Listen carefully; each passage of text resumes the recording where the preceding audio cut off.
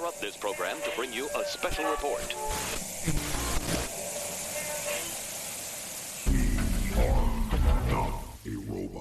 Hello, everybody. Welcome to episode 63 of Not a Robot Podcast's DC Comics review show. As always, I have my amazing co-host here with me, and they're ready to introduce themselves. Rob. So, if the USA is so great, why did they create USB? Wish we had a drum roll for that. Wish we did. And Josh. Hey there, humans and other listeners. All right, today we will be covering I Am Batman number 2, Superman and the Authority number 4, the big finale, The Joker number 8, Blue and Gold number 3, Justice League Last Ride number 6. Another finale. Yeah, well, actually, our penultimate issue. Our finale is next month, so we still have a little bit of fun. Oh, that's right. Okay, dang it. And Titans United number 2. Of course, make sure you stick around until the end of each episode to hear our top 3 books for the week, the biggest stinker, and to find out which titles might just make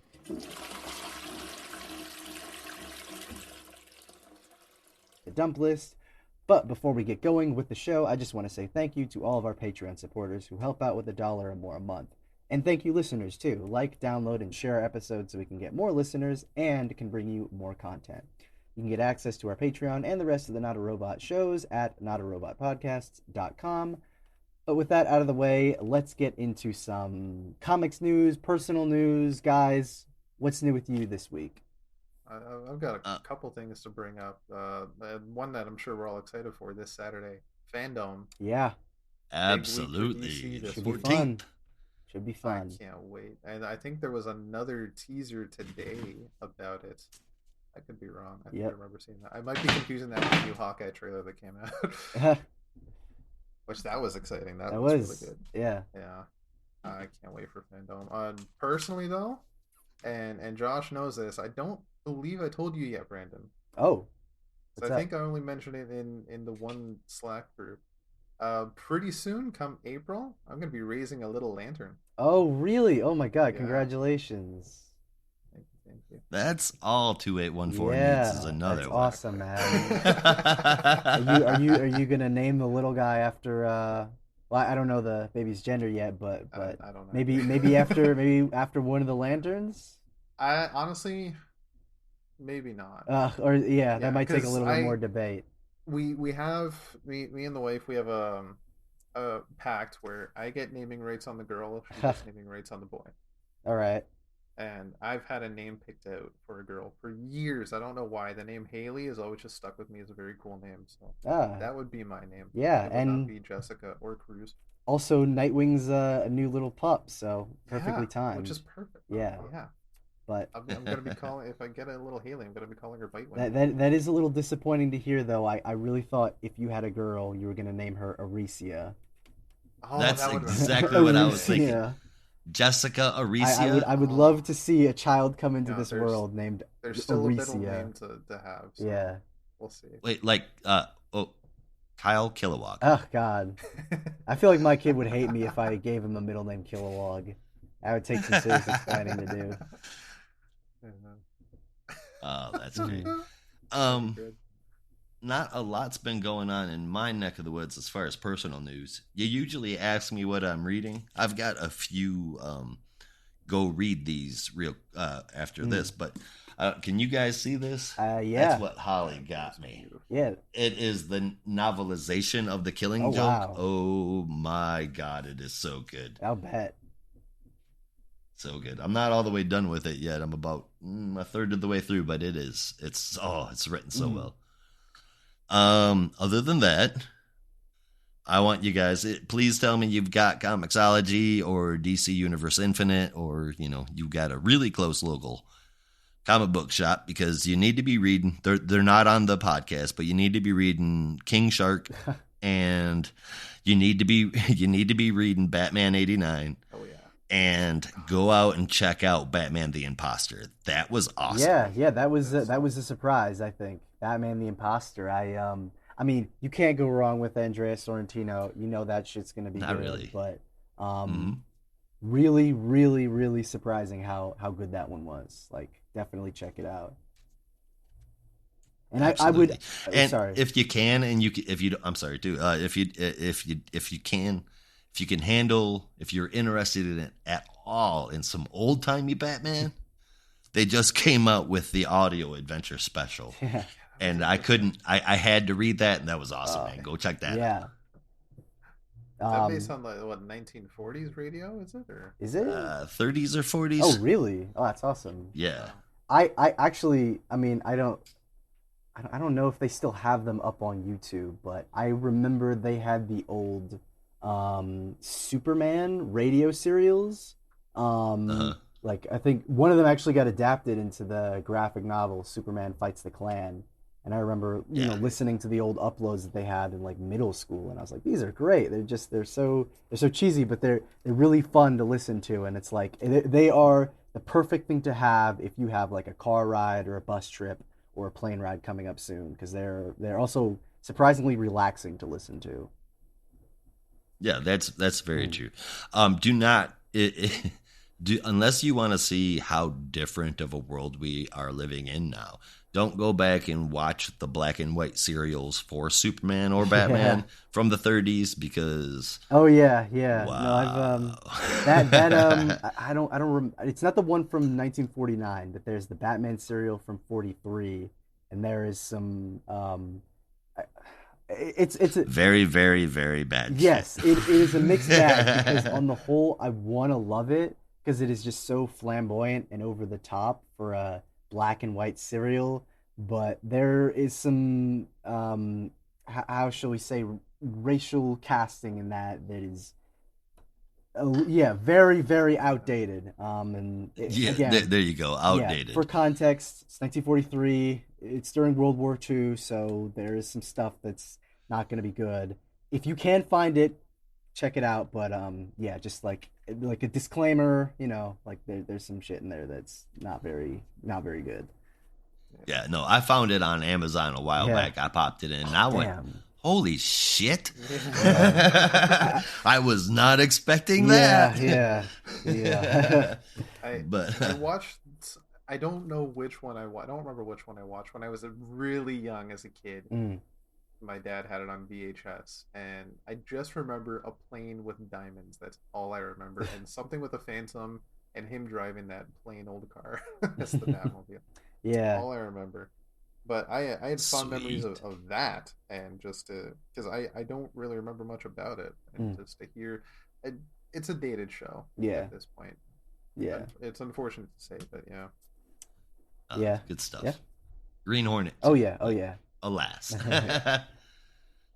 So guys, any other big news? The biggest comic news this week to come out since Bendis signed exclusive with DC. What's that? Saga's coming back. Yeah, very exciting. Not a DC book, but it has been I it's everybody's favorite. Literally, walk into any like comic shop ever, you're gonna have one guy asking when is Saga coming back. I swear to God, it's insane. Yeah. But if you guys remember right, we talked about it coming back here just a few months ago. Yeah, my God, superpowers, crazy. I'm saying. Well, it was, but I don't know. Like, I felt a little bad when they dropped that news because at the same, probably like maybe an hour earlier or something like that. Actually, it might have been a day earlier.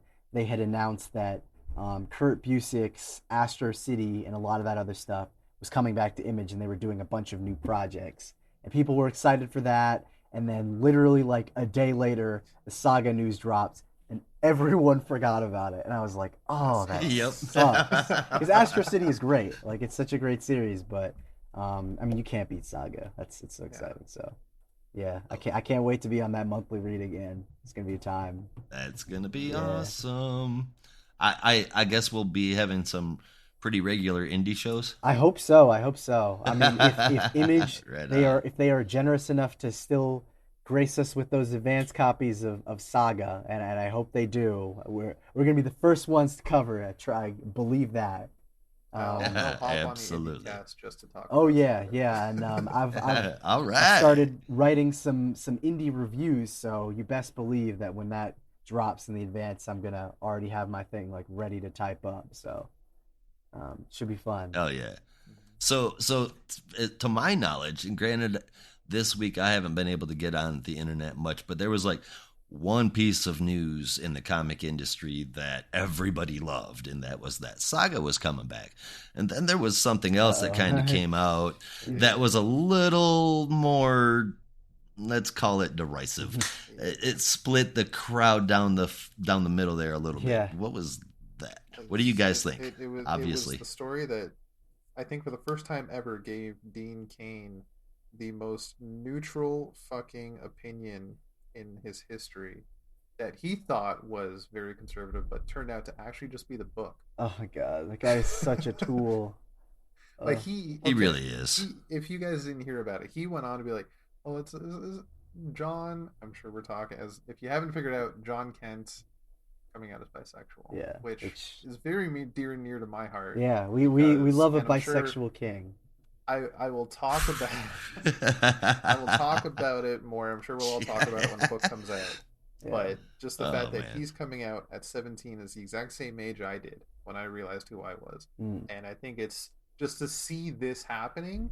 I've been following John Kent since his inception, and just it's very near and dear to my heart that this is happening. Yeah, well, I have a little actually like 5 minute ago news that just dropped related to John Kent as I was kind of just like glancing at Newsarama. I'm never gonna call them Games Radar. They'll always be Newsarama to me, but um, just announced for January 2022 a Superman and Robin special featuring a team up, obviously, of the good old Super Sons, drawn by Victor Bogdanovich, who has been doing some great Oh stuff yeah. in Detective Comics, and written by none other than Peter J. Tomasi. Yeah. What? Yeah, Oh, so that's cool. I think that's going to be man. great, and That's I gonna be mean, so good. I actually a good way to segue into some of my own personal news. I know you guys hear me talk enough, but for those who didn't know, Yeah. I wasn't on last week's show because I was having a grand old time destroying my legs at the Javits Center at New York Comic Con. Me and Buddy spent 2 days there. It was a lot of fun, and we got to meet a ton of creators. The Scott Snyder Comixology panel was fucking insane because there were just so many people there wanting to get their stuff signed, and it was just a lot of fun. But we actually got to meet Peter Tomasi. This is actually the third time I've met him, and still does not recognize me. So I guess I just have a very forgettable face. But he's a really nice guy, and every time you bring something to him, he's always like, "Yeah, I remember when I wrote this. I had a lot of fun." Like he was at Fan Expo Boston. I brought him Nightwing. He's like, loved writing that book. I wish they'd do a complete collection, and then literally like 2 months later they did. And then I brought him a creator-owned book that he did over at Dark Horse called The Mighty, and yeah, he's just a super genuine guy. So anyway, yeah, that one shot should be pretty exciting, I think. Oh, it's only a one shot. Yeah, it's only a one shot, but I hope they I'll take really. what I can get. Yeah, I know. I really hope they pull out all the stops with it because I love that Super Sons book. So Yeah. good. I'm that was the thing that I hated the most, that they aged up John Kent, that we were not getting any more Tomasi Super Sons. Yeah. The two of them as young boys. I know. That was just like such a gem of a book that I don't think we'll ever get again. But I'm glad they're at least giving us like this, small little treat to enjoy. Mm-hmm. They Yeah, haven't they completely bring it full forgotten. circle. Yeah. Yeah, and it's it's an oversized one shot. Like they're saying it's gonna be 48 full pages, so at least we'll have a good amount to chew on. Um, Awesome. yeah. I guess for the sake of time, because we've already been talking way too much, just having too much fun. But is there any other DC news we want to get into before because there were a couple other announcements that dropped. Well, just to bring up, because I think what Dean Cain said was hilarious. That I can't stand his voice either anymore, not since the '90s, but even then. he was going on about how he doesn't think this whole direction for Superman is brave and bold. What would be brave is, fighting injustices in the world and all these Oh Lord. refugees he's protesting against. Fight against the governments that are holding them down and save them and fight for all this. And honestly, Dean, if you're listening, congratulations. You just described the book that's being written. Yeah, it's almost actually happening. It's almost like if you sat down and read it, you would know that that's what's been developing in like the past 2 issues. He had all the refugees. But I don't like it because he's kissing a boy. Right. Well, again, Close your eyes. if you could read, you would know that number one, that hasn't even happened yet. That was a solicitation for 2 months from now. Yeah. And second, I don't know. It's clear to me that you just don't actually read these books. You don't care. It's just looking to get upset about something because you don't have enough going on in your own life. Politicians going on about it was laughable. Yeah, no, this is why mercifully I was like, I'm not on Twitter anymore because I was like, I can't even put up with this shit. All right, so here's the thing, man. And let me just say this before we get out. And if I come across preachy, I'm sorry, but I'm not gay. I don't have half a gram of gay in me. I don't. I do have a son who is trans, female to male.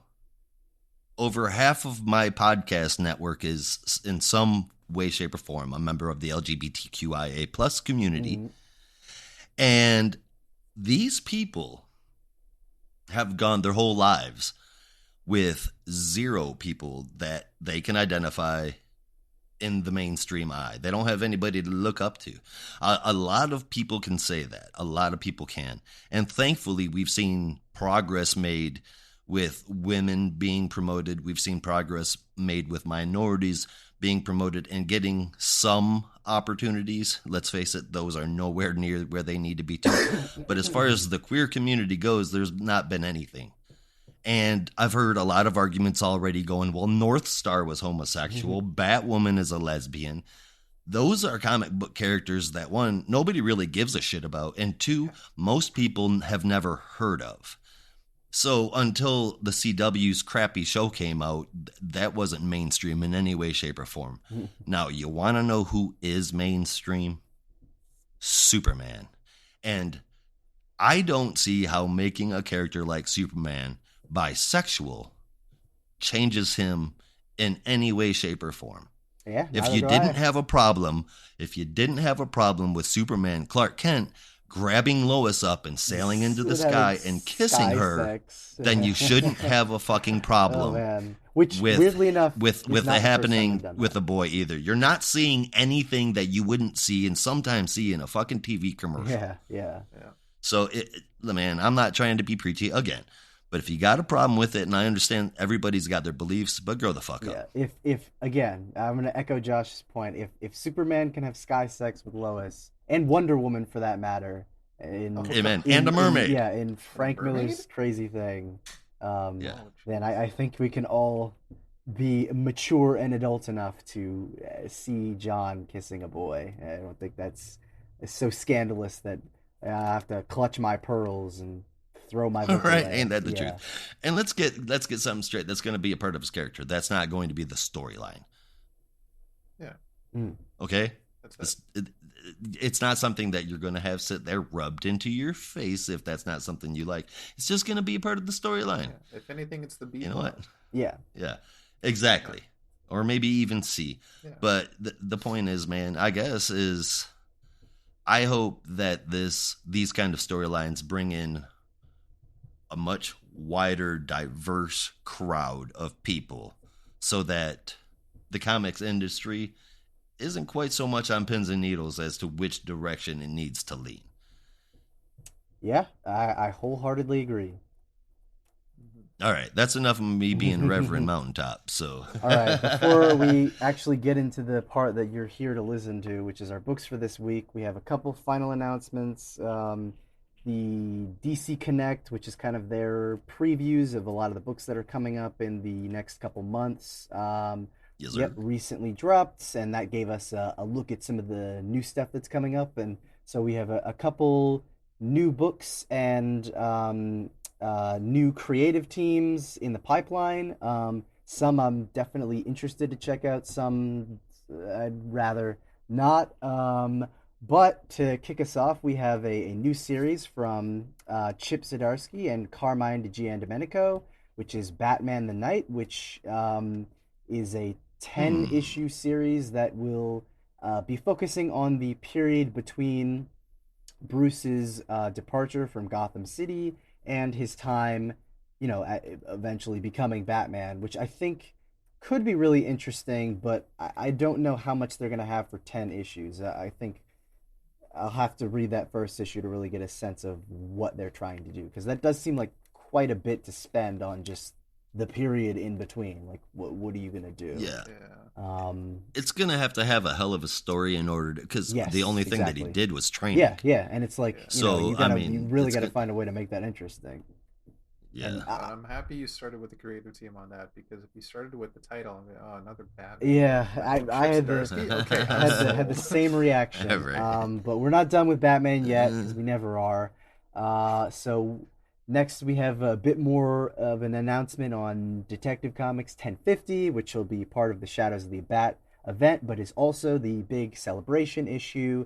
And normally that would just be your standard big, anniversary sized issue, but there is a special little announcement, and that is there is the start of a new backup story, um, seemingly from uh, creators that I can't believe it's taken them this long to actually get together and do something. Mark Wade and Dan Mora doing a world's finest story. oh Damn. Yeah, my yeah. God, that's Mark awesome. Wade, who is a man who needs no introduction, DC Comics royalty at this point, and Superman as yeah, well. Superman royalty yeah, hardcore. absolutely. And Dan Mora, who is just incredible in everything he does. And I was like, yeah, they have never worked together. Like, Dan Mora has worked with like Grant Morrison. He's worked with like so many other people at DC and done covers in Marvel. And it's like, I can't believe this is the first time they're actually doing something. So I'm super stoked for that one. That one's coming out January 25th. I'm going to try and get that one pre-ordered as fast as I can because that's a killer fucking team right there. Hell yeah. Yeah. Catwoman, I think, did we announce that Romvi was leaving the book? I think we did. We did, I right? think we Yeah. did. Yeah, Yeah. so Catwoman, Romvi announced via his newsletter that, just because things are getting a little bit more crazy with the scheduling and everything, um, and he recently had a child, so obviously that's taking a lot out of his schedule. So effective immediately, he was going to be stepping away from Justice League Dark and Catwoman, and we have some clarity on who the new creative team is going to be, and that is Teeny Howard and Nico Leone. Hmm. So yeah, Teeny Howard sounds familiar. Where is that from? Yeah. she is doing Excalibur over at Marvel, and has been kind of a big part of the Dawn of X line. Okay, maybe that's Yeah, where I've seen so the yeah, name from she's then. I mean Excalibur is a book that I haven't been caught up recently, but I remember enjoying that, and I think she's pretty solid. So I'll definitely be keeping up with Catwoman and seeing what she brings to the book. Yeah, Yeah, back when the X-Men got all twisted and weird and convoluted, and then that reached out to X-Force, which I was reading. I put X-Men to bed like before I was 13. I was like, this is nuts. But I read X-Force and I read mm-hmm. Excalibur. Then X-Force started X-Mening, but Excalibur has always been a pretty good book. Yeah. I never understood why they um I guess why it didn't sell that well, because Captain Britain, Psylocke, Nightcrawler, that it made it. There was a really really good team. Yeah. It's always been kind of more of a niche title, but I think Excalibur's been pretty solid over at Marvel. Not perfect, but it's had some interesting stuff. And Teeny Howard also was kind of show running the Ten of Swords event with John Hickman and making sure all that stuff. And that was a pretty good event, I thought. So yeah, I hope she does some cool stuff with Catwoman. I'm excited to see what she can bring over to DC, over to the dark side, if you will. And then two more announcements, and then we'll get into our books. Promise, I'm wasting enough of your time. A Nonsense. Peacemaker one-shot, Peacemaker Disturbing the Peace, from Garth Ennis and Gary Brown. That sounds awesome. Like, I'm totally gonna check that one out. Okay, but here, in premise, it sounds good, but it will have to be done pretty carefully for it not to come across as a one-man The Boys. Yes, yeah. Hopefully it's not, any kind of retread, but I mean, it's like, it's Garth Ennis. It's a character with a military background. He has pretty robust. He should be able to knock it out. He has a pretty robust experience doing that with Punisher and literally every other book he writes. So I feel like it's probably a no-brainer for him. It's like, yeah, Peacemaker did some military stuff, is killer. I'm good. And then Gary Brown is awesome. Josh, I know you can co-sign that because you read Baby Teeth. So, yeah. And our last announcement, which is something that I kind of wish I didn't have to make, but I have to give full coverage, and that is the moment that I assume some people have been waiting for. I don't know how many they are, but I assume they have. The upcoming Justice League versus Legion of Superheroes 6-issue event from Eisner Award-winning writer, and they made sure you read that in the press announcement. Brian Bendis with art from Scott Godlewski. I mean, I'll probably give the first issue a chance, but it seems like it's really going to be putting an emphasis on Gold Lantern. So it's literally, the arc is literally called the Saga of the Gold Lantern. Yeah, so that can has somebody me checking out. Play the funeral march? Yeah. Josh, I've never seen your facial expression just change. I know. I was like literally just got so depressed so fast. Like, damn it. See, I knew that it was a Legion of Superheroes book titled the Saga of the Gold Lantern. I did not know that it was Justice League versus. Yeah, they had last month they had the announcement that they were doing a Justice League annual that was going to be a prelude to the event, and then now I guess we're actually getting the event. And how many issues is this? 6 issues. Thing? Yeah, as all events and are. Is it continuity? Looks is like it in canon? Yeah. Oh, Jesus. Yeah, I don't know. The title Gold Lantern has me curious, but why do they need to fight? I don't know. I assume it's gonna. Why are you giving the reins to Brian Michael Bendis again? Yeah. Is it the fact that you enjoy the dipping sales? Maybe because he wrote. He was a part of the writing team who conceived of Avengers versus X-Men. Maybe they're hoping it'll recapture that magic. Even though, from my memory, while it was a commercial success, people didn't really like AVX. I don't know why. No, they didn't. They think this is gonna.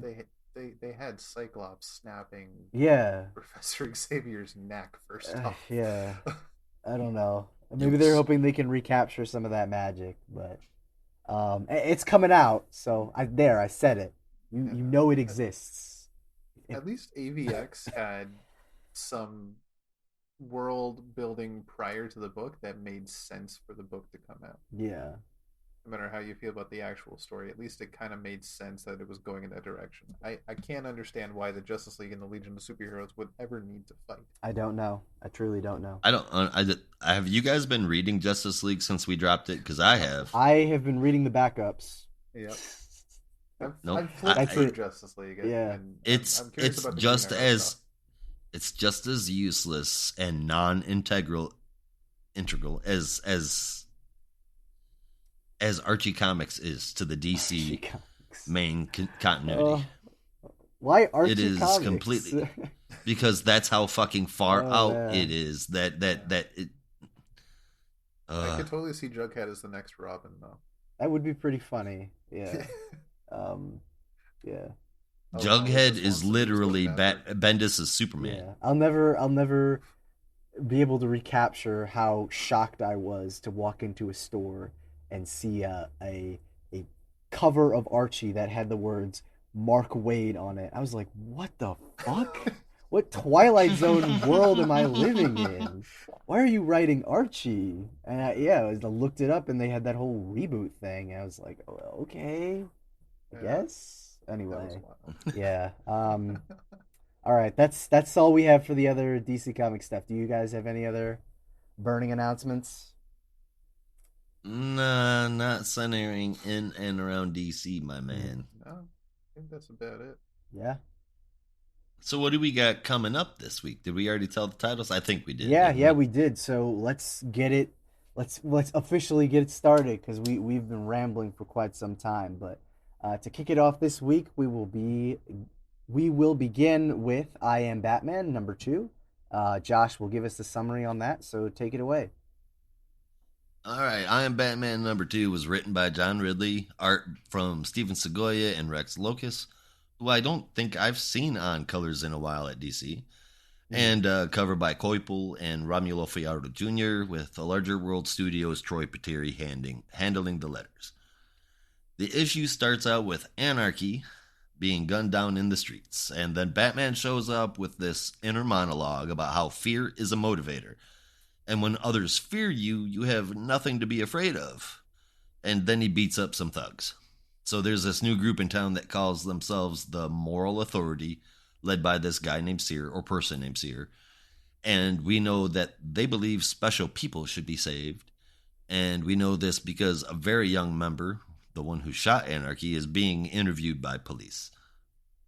And he, of course, spills pretty much all of his guts. Mm-hmm. A cut to explain that the Seer is the bad guy in this arc with Batman and Vic or Val, excuse me. And then it's Batman setting up the Seer's crew to all meet with the text that says, "Tonight's the night." They all go to where they're supposed to meet like schmucks, and Batman follows and knocks the hell out of the whole crew, spilling a pretty decent amount of blood on the way. And all the whole time that this is happening, there's more fear talk. There's one guy left that Batman doesn't kill, or rather maim, put down. And that's when he took his lower face mask off and shows him that he's not the old Batman, but asserts that he is Batman now. And on the last page, we see Seer sending out an army to save the young boy from earlier and to kill Batman. So the art was really good. Always a great way to start your review. Okay, so this feels, I don't have a problem with the story, but I have a problem with what happened in it. It feels like a complete 180-degree turn from what we were getting in the previous two issues. In Batman #0, he says, "I tried to appropriate a symbol of privilege and made it a monster." And he wants to inspire change, not just be a myth in the shadows. He's going to show everyone that he's real and everywhere. And then in I Am Batman #1, he says, "I can't chase what Batman was because what he wasn't real, not just in the shadows." And then he talks about how Gotham needs someone to believe in, not fear like the Seer is spreading. So I'm kind of bummed by that. It's like they took how he's going to be a different, completely kind of Batman, and now without fear, like working against fear. And then in this issue, he's just like, oh, fear, fear, fear, fear, fear, fear, fear. Yeah. The whole, every time you're talking, every time he's thinking. Yeah. So it really threw me. It completely took the sense away that this is not just the next Batman, but what I wanted, like a new Batman. And it just obliterated it, man. The art, the circle takes the square, but the art saves the score. I give this a 6 out of 10. Yeah. I had fun with this one. Like, I still think the story, for me, has been pretty tight, just in Jace's kind of investigations to maybe some of the unseen parts of Gotham that Bruce hasn't had a chance to get into. I think that stuff is still super cool and super valid. But yeah, no, I was definitely right there with you, where it kind of felt like had just completely forgotten about him trying to be more, I don't know, positive, more of like I'm trying to help the community instead of spreading fear. And then here he's just like, I'm just going to use all the methods of fear and, scare the shit out of the people that I'm trying to help. Which, yeah, it was definitely a little weird, but I don't know that it, I don't know that it bothered me quite as much. I don't maybe I didn't notice it quite as much, but yeah, I don't know. Like, while that was a little troublesome, I think I'm still interested enough in the story that was kind of willing to overlook it just for those parts. So I ended up giving it an 8 out of 10. It was, I still found it interesting and satisfying enough. Beyond that part of the story, I'll admit I enjoyed the entire book. The art was really well done, and I'm super excited to see where they take Jace. And I hope he sticks around for a very long time. Mm. And I definitely see what you guys are saying about that. But the way I took it with that whole fear sequence is just him realizing that while he can use the methods he wants to use, at the end of the day, fear, as they say, is a wonderful motivator. And it might have been him realizing that as much as he wants to differentiate himself from the original Batman, maybe he has to borrow a few techniques every once in a while Right. just to get his point across and get what he needs to get done. Yeah. Yeah. Shame they had to kill Well, poor Anarchy, though. yeah, that's a shame. It's That like one was of an my favorite interesting minor character. Batman villains, and Yeah, now he's dead. So if I ever still write Lex Luthor is Batman, better. yeah, it's like if I ever write Batman, I have to find a way to bring him back, assuming someone doesn't do it first. I Oh, love Anarchy. he's like a C-level villain, so you could just like, oh, he's in the background. He didn't Yeah, actually die. That yeah, was a different Anarchy. yeah. No one will notice. I gave this an 8.5. I really enjoyed it, and Mm. I'm excited to see where it goes. Hopefully, they don't stray too far from the original plan. Yeah, hopefully. All right, on to our next title, which is the big slam bang finale of the action packed 4 issue miniseries Superman and the Authority #4. This was, of course, brought to us by writer Grant Morrison with art from Mikel Hanin and colors from Jordi Belair. Did I miss anyone?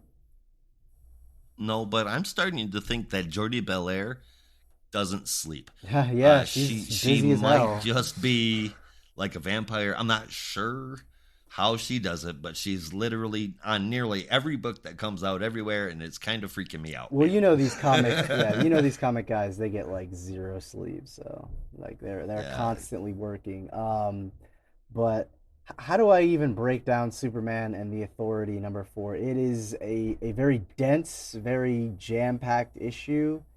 a very Um, Morrison a issue. very Morrison Yeah, issue, I yeah. would say. So yeah, I don't even know where to start other than um, I I love this version of Superman. That was really how I wanted to I do start. I too, love dude. this version Mm, of Superman. He is yeah. Yep. so like refined. He is so just he is the embodiment of I've done this for so long it is second nature to me. And I think that definitely shows more towards the end of the issue, but I love this version of Superman. It is so well done. So maybe I'll start there. Our issue picks up Let me following the before oh before yeah. we go on from there. Let me just say something that relates to what you were saying. Mm. As somebody who's a little bit older, Yeah. um, I've got health problems and I'm getting up there. Obviously, the majority of my facial hair is white. But Superman stands out in this particular short arc to me because he's somebody who is taking his failings. He's losing his power. He's losing the ability to do what he knows he normally could do. He's visibly aging in a very short amount of time. So I mean, this dude is this dude is going through like things that are very very similar to me, Mhm. and he's able to just push it aside and continue on with the mission, man. And he knows what needs to happen. He's not going to go sit down and wait. He's not going to sit down and just wait until his powers aren't there anymore or Yeah. hope for the best. He's going to go out and keep helping people until he can anymore. And he And I does. mean, there's a I think the best way to say that is that he is the perfect example of aging gracefully. Yes. Yeah. No, Is Superman, this version of Superman has aged incredibly well. I love it. Yeah. I think we could all take a lesson from Superman and try and age this good as we get older. But Philip, or Grant Morrison too. Yeah. yeah. Oh yeah. You want to talk about aging well? Yeah, that guy just does not age. They do just not age. But um, yeah. So this issue just sort of starts off picking up from the end of the last one, where we had seen the Ultra Humanite get the drop on Superman and preparation for an operation that would exchange his brain for Superman's brain and inhabit his body, and with his new Kryptonian powers he would be able to assert his domination on the world. But of course, Clark, being the Superman that he is, had planned for this very thing and had seemingly been luring the Ultra Humanite into a trap into the bottle city of Kandor, where they had begun the operation, only to reveal his right-hand partner in organizing this whole thing, none other than Lois Lane, who also looks like she has not aged a day, looks fine as hell, and uses a K-laser gun to take down the Ultra Humanite before Clark is able to subdue him and rip off his head, before revealing that something isn't quite right with the Ultra Humanite. You know, he'd always been smart, but he'd never been this good before. Clearly, he's had some upgrades. He's working with someone. That's when we get the revelation, as Clark is working with some neural technology and reveals that Ultra Humanite has been working with Brainiac, a very updated and suave-looking Brainiac, if I may say. Almost looks a little bit like Lex Luthor. In a way, yeah, that was that kind of vibe that I got. Like, it was those two put together. I wasn't sure if it was because, you know, this version of Ultra Humanite is bonded with Solomon Grundy, or because in another book that we're going to cover in Justice League Last Ride, we have a hybrid of Cyborg, Superman, and Brainiac. But I wasn't sure at first if this was supposed to be like a Brainiac Lex Luthor hybrid. That would be dope, but it doesn't seem like that's they're going. This is just a very suave looking one. But anyway, Brainiac is, you know, giving his whole spiel on how he is a collector and he wants to preserve the Earth, and humans are ruining it, and particularly Superman is one of the people that is thwarting his efforts to preserve the Earth. And Clark is like, yeah, it's not going to happen under my watch. But he's like, is this infomercial still on? I know. He's like, all right, we're done with this. Like, again, as Josh put it, this is a Superman that has aged very gracefully. He doesn't have time for any of this crap. He is, like, ready to move on. But meanwhile, in Dubai, the Authority, who are facing off against the other Authority that the Ultra Humanite had brought together, are kind of handling their shit pretty well, I would say. It seemed like they were kind of getting their shit kicked in the last issue, but they're actually doing pretty good here, even though it seems like Natasha Irons kind of got the drop, or someone got the drop on Natasha Irons, a character that I cannot even begin to pronounce, but that they just call Civ. If you look at the caption for that, good luck. It's like a language I don't think anyone can speak except Grant Morrison. But thankfully, even though Brainiac thinks that his Authority will have the upper hand and that Clark's Slapdash team will not be able to work together and you know, do their stuff, that's when, you know, Clark really reveals that all of these people were selected for a particular reason, especially someone like Natasha Iron, in that they are more than just their powers. They're smart, they're very capable, they can show their skills in any capacity. And adaptable. They're adaptable, exactly. And speaking of adaptability, we cut to West Hollywood, where Apollo is in the middle of fighting the new version of OMAC, as they're trying to find out the whereabouts of the new Light Ray, Leah Nelson, who is getting a bit of a very seductive and strange talk from this version of Eclipso, who is really trying to get her to kill herself for some reason. I guess probably believes that her sacrificing her life will free the powers, I imagine, and, you know, he'll be able to gain access to them. But naturally, Apollo and Enchantress... I have a theory on that. Oh, really? I'll wait till the end, though. Oh, yeah, we'll get to that. But Apollo and Enchantress are able to stop Eclipso before he does any major damage, and thankfully are able to show up in time to assist with the arrest of the Authority as they're taking down the Ultra Humanites forces.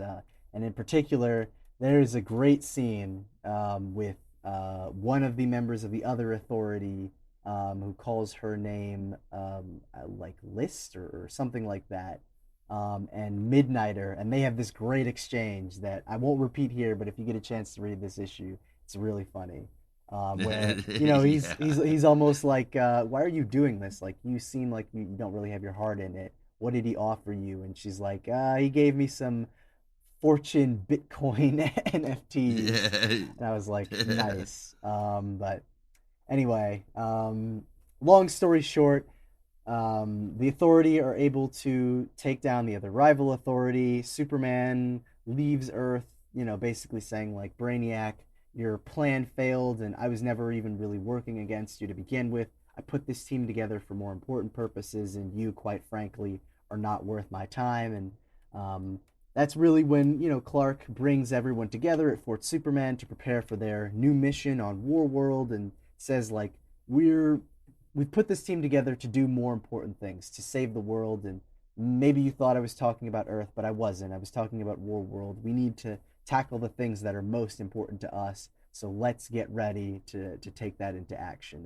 And before we wrap up, we have a little bit of an epilogue that kind of ties into some bigger stuff involving Light Ray and what may be coming with some of the other Fourth World things that I'm sure will be showing up in the Action Comics run. But for my money, I don't know. Like, I finished this issue and I gave it an 8.75, but I had to be completely honest. I just felt really melancholy at the end. Like, I was just sad to see it go. Like, I don't know.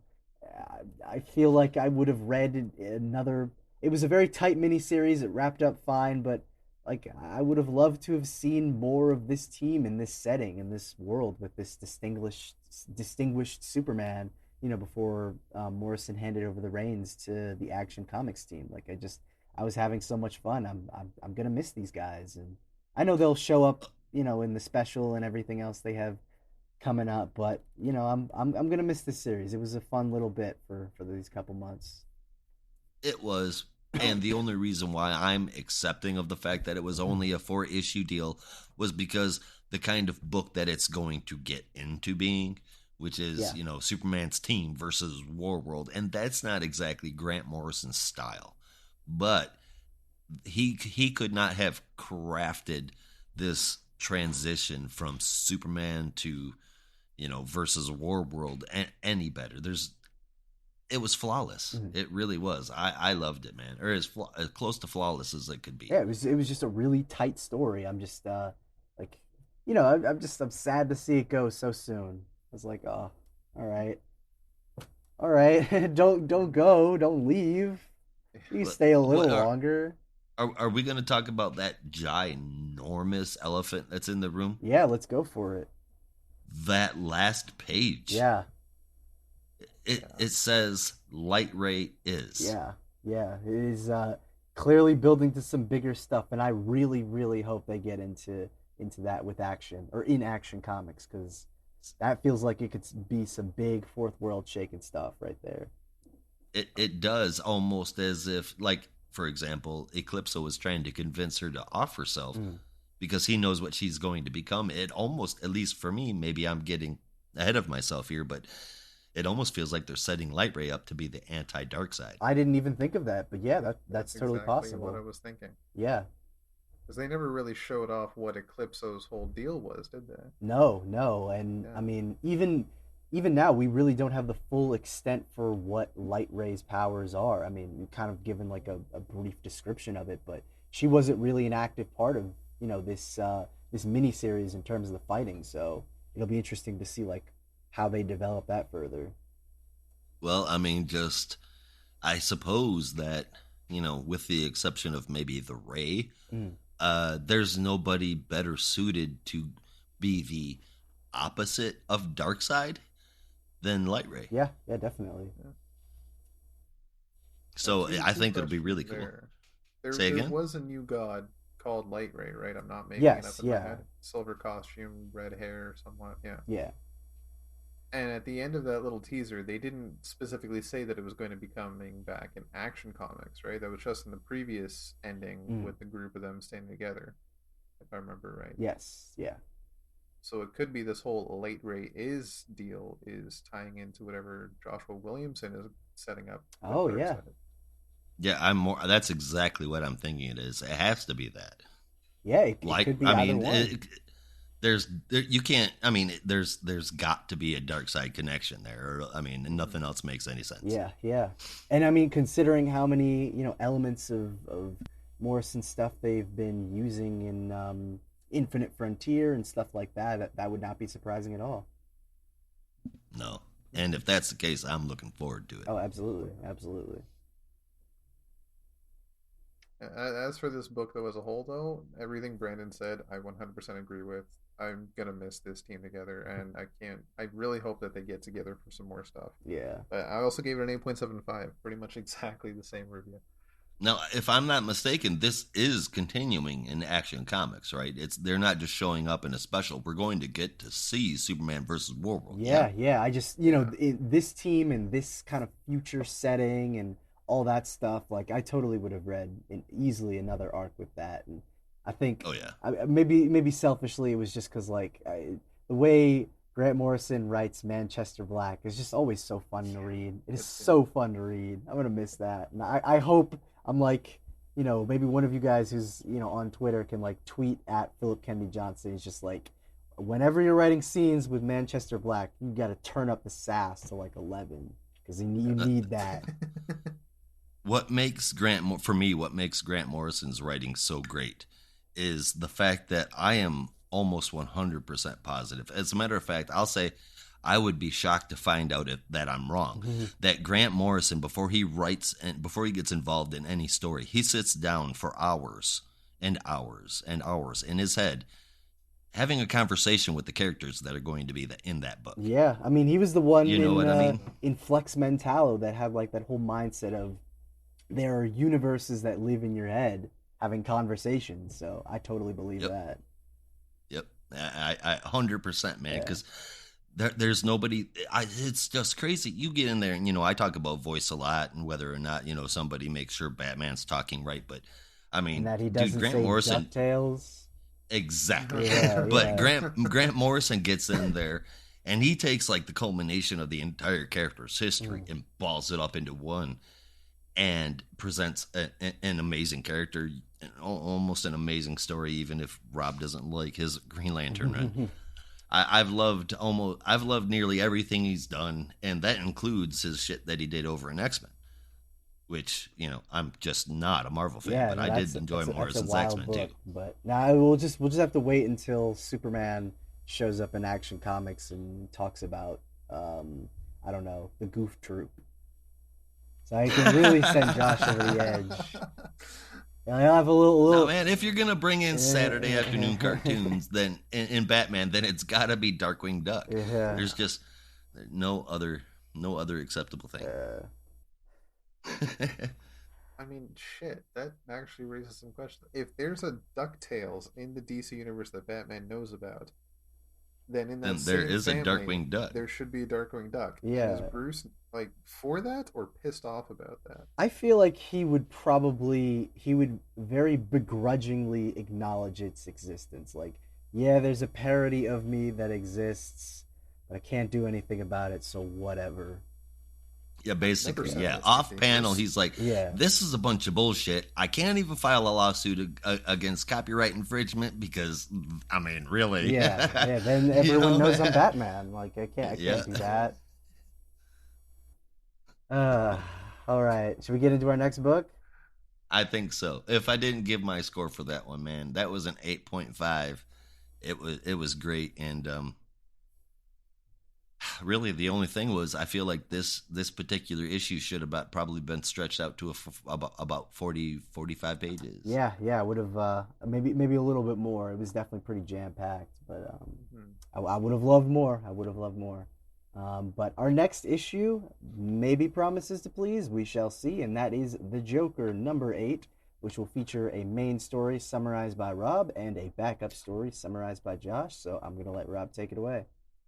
All right, I had so much fun writing the synopsis, and I'm not going to say it's the best thing Tynion's ever did, but one of my favorite things he's ever done was give this character the name of Vengeance, because the amount of metaphors I came up with in this thing is amazing. So this one is from, as I said, writer James Tynion IV, with art by Guillaume March, colors from Eric Prianto, and letters from Tom Napolitano. Here I was thinking that we were going to get some of those metaphors, but you know what? Whatever. Keep them to yourself, jerk. You'll definitely get some. Oh, man. So Jim Gordon is a damn good cop. but not good enough to stop Vengeance from ripping his date's arm off. Ouch. If that's not a damn metaphor. Yeah.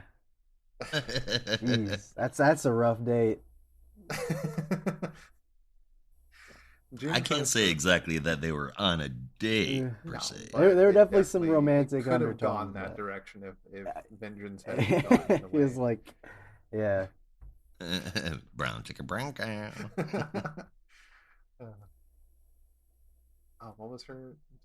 Come back to my place. I'll show you why they call me Madam Halloween. Yeah. Oh God. What the? Oh God. Oh Lord. Anyway, she's now been disarmed anyway. So Jim tries to stop Vengeance, but instead she knocks him out and takes him away. And the good Detective Hallows was left behind with the hope that Interpol medics are competent enough to save her.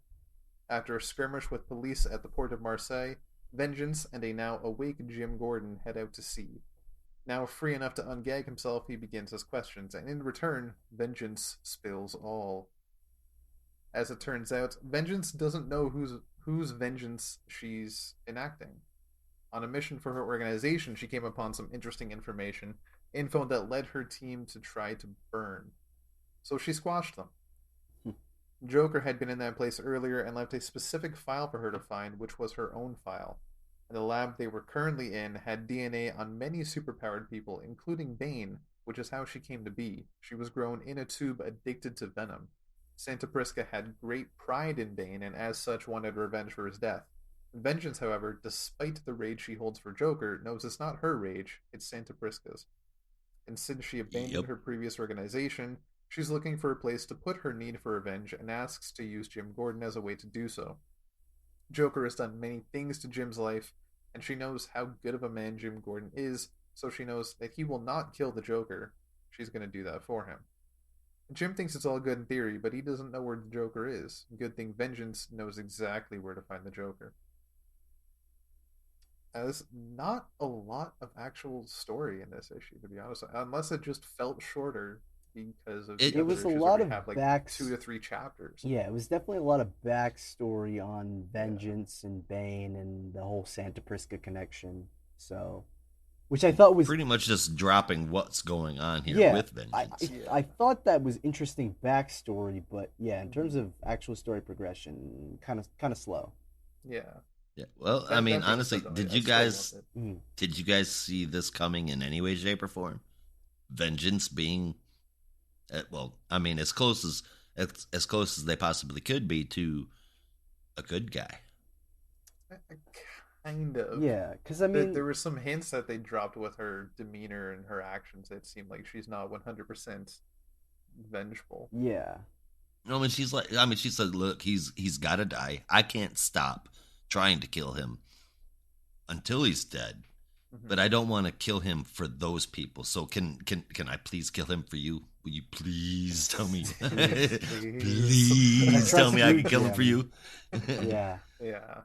And the fact that even if that does go that direction and she succeeds in her mission, after that she's just gonna go try some of that living people keep talking about. Yeah, but I mean, it seems like she's almost like will be unable to do something, normal after this. I mean, basically talks about how she's, still addicted to venom. She's been conditioned to be addicted to venom, so there's not really much of a normal life you can have after that. You can imagine a comic book arc with Vengeance, all about her coming out of that. Yeah, that would be a great arc. we've seen something similar with Roy Harper, but I think that coming at it from this angle, I think it could be a pretty interesting story. She's gonna have an arc where Vengeance tries to kick and she gets the shakes. It's all bad. Yeah. Yeah, and she while they're going through this, they learn that how to control those impulses and et cetera, et cetera, et cetera. I'm not saying make Vengeance, one of the good guys, but could definitely be one of them that ride down the middle. Yeah, for sure. I think that would be fun. I think so too. Now, as far as it being slow, I think compared to the last two issues, this one was much more interesting. I've been kind of falling off Joker, but this one pulled me back in, man. Fair enough. I gave it an 8.75. I gave it an 8 myself. It was just a little too slow for my liking, but I'm still really. It kept my attention the whole issue. Yeah, no, the backstory stuff, all that, super interesting with Vengeance, but again, it's just, yeah, the story progression has been a little bit too slow for my tastes lately, especially when, the first four issues were just like Jim is just moving. And this feels like it's being a little dragged out. And again, I don't know if that's just because Tynan has other stuff in the works, or this was the story that he had always planned, and this is just kind of the midway point. But yeah, it's a little slow, so I ended up giving this one a 7.75 out of 10. But Right I on. have to highlight this panel from Guillaume March because it is just so amazing, and it is like a recreation of the Bane about to snap Batman, and he has him over his Hmm. head. So gorgeous. I wish I could get a Yeah, print of that. it was. It was. I when I flipped the page and I saw that, I was like, oh wow, because Yeah. that was not just the old image. It was No, that was a almost like, recreation. It's yeah, amazing. and oh man, Yeah. it was really really good. Yeah. God. It was really Hope I good. never fuck up my back like that. I mean, I don't assume I'm gonna fight a luchador at any point, but every time I see that, like my skin tingles. I'm just like, fuck. It's just so No. terrible. Yeah, for real. All right. All right, I guess. Yeah, Yeah, Josh, I you want to guess take it away with our backup? we sure can. Written by Sam Johns and James Tynan IV, with art from Marissa Luis and Rosie Camp, with lettering from Ariana Mar. We are getting into Punchline. Orca was most definitely helping Bluebird escape the situation that she was in last issue, and now it seems that she's also friends with Kelly as well. Turns out, just like we say way back in Gotham City Monsters, or Saw, excuse me, Orca, I can't talk at all today. Orca is tired of being a hired killer for like anyone. She says that she'll never fight for someone that asks her to again. Yeah, Orca had a great little moment in this one. I'm sure you love that. Yeah, absolutely, man.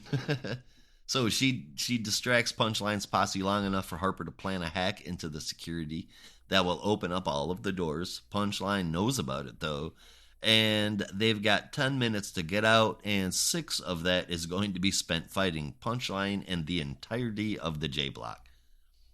The things don't seem to be going well for Kelly and Harper. That is until Orca shows up and evens out the grounds. Bluebird asks why she's fighting on her side, and Orca says it's because they didn't ask her to. Bluebird manages to get Kelly outside of the prison, but it looks like they aren't the only ones to make it outside. And of course, the next title is On the Outside. So, man, I mean, I like this art. It looks good. I think the colors are even better, but there are some things art wise that are off for me. In the fight scene, in the page after, it almost looks like somebody else drew it. Also, I want to say Orca's face looks a little bit too human in this one.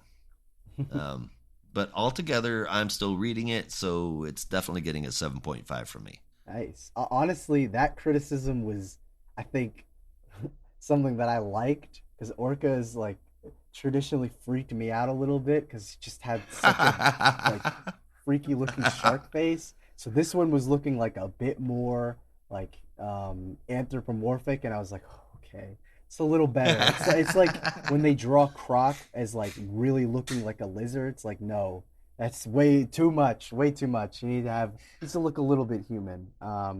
But yeah, I hope you're not reading Batman Reptilian. yeah, no, I dropped off that one, but yeah, maybe that's a good thing. You're like, nope.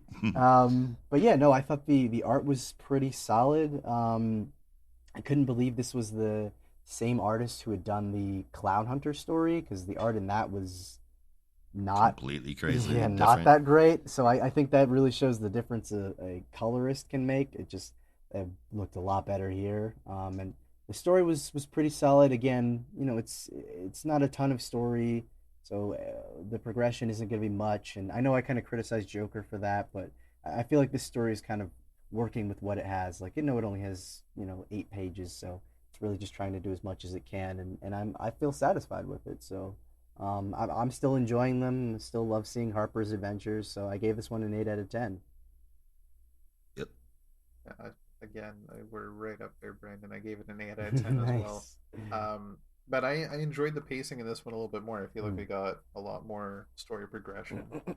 I We're going somewhere with the story. She's out of the prison. She's got Kelly. Like, we're Punchline is in her costume now, and she's taken over the prison officially. I'm gonna miss Orca at least, but we're actually getting somewhere. Well, did Well, she? I mean, there were people that got Yeah, out. did she break Yeah, out? I mean, We don't assuming know. assuming Punchline didn't get her. Everybody other than Harper and Kelly are in black, so we Yeah, don't see who any of them actually are. yeah. So maybe. yeah. Totally Yeah, possible. I hope That'd so. be so Bluebird and Orca. That yeah. That'd be It awesome. almost sounds like Yeah, it's got a little bit That of a that ring to it. sounds like it a does. fun series, like a fun duo Yeah, series. Oh yeah. patrol the shore. Yeah, yeah. They handle aquatic Oh yeah, crimes. They yeah. fight what's his face? Tiger Shark. Bluebird and Orca, Gotham Shores. Yeah, that's awesome. All perfect. I write They that. stick just to the pier. Yep. They don't go in the Hell water yeah. because that's Aquaman's territory. They don't go in Yeah. the city. That's Batman's territory. But Man, are you maybe kidding me? Gotham City River's so dirty that even Aquaman stays yeah, the hell yeah. out of it. Oh man. But altogether, man, I'm not annoyed by the main story anymore, and I was getting there. I'm really interested in both of them. Overall, whole issue's getting an 8.25. My only thing is can somebody tell me what Sweeney Boo is working on right now? I don't know. Because I missed that art Yeah, already. no, Yeah. probably her next graphic novel or create her own project or something. But yeah, I hope she comes back soon. Stuff is great. Gotta track it down Yeah, for sure. her stuff is great. Really good art. No offense to this art. I really like that Sweeney Boo. I never No. heard of them until they showed up here. Yeah, But yes, we're all love in it. agreement on that. Or like that. Yeah, Sweetie Boo stuff, so great, so great. As you once said, Josh, it was Sweeney Boo-tastic. It was Jesus Christ. Sweeney Boo-tastic. Oh. Did I say that? Yeah. It sounds like something I would say. Ooh, that's rough. That is rough. All Man, you're right. lucky I didn't come up with some kind of Sweeney Todd Yeah, I'm surprised you didn't go parody. there. That felt like it would have been the obvious one. But yeah, anyway, speaking of fun duo books, let's move on to our next one, which is a very fun duo book, I would say, and that is Blue and Gold #3. After these messages, we'll be right back.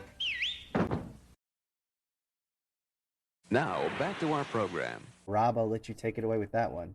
All right. This #3 was by writer Dan Jurgens, with art by Cully Hamner, colors from Chris Sotomayor, and letters by Rob Lee. The Omnizon has arrived at the UN building in New York City with the intention of claiming her rightful place as ruler. At the same time, boosters at the new offices of Blue and Gold Inc., if that was the name, I don't remember, Mm. or at least he would be if the first rent was paid.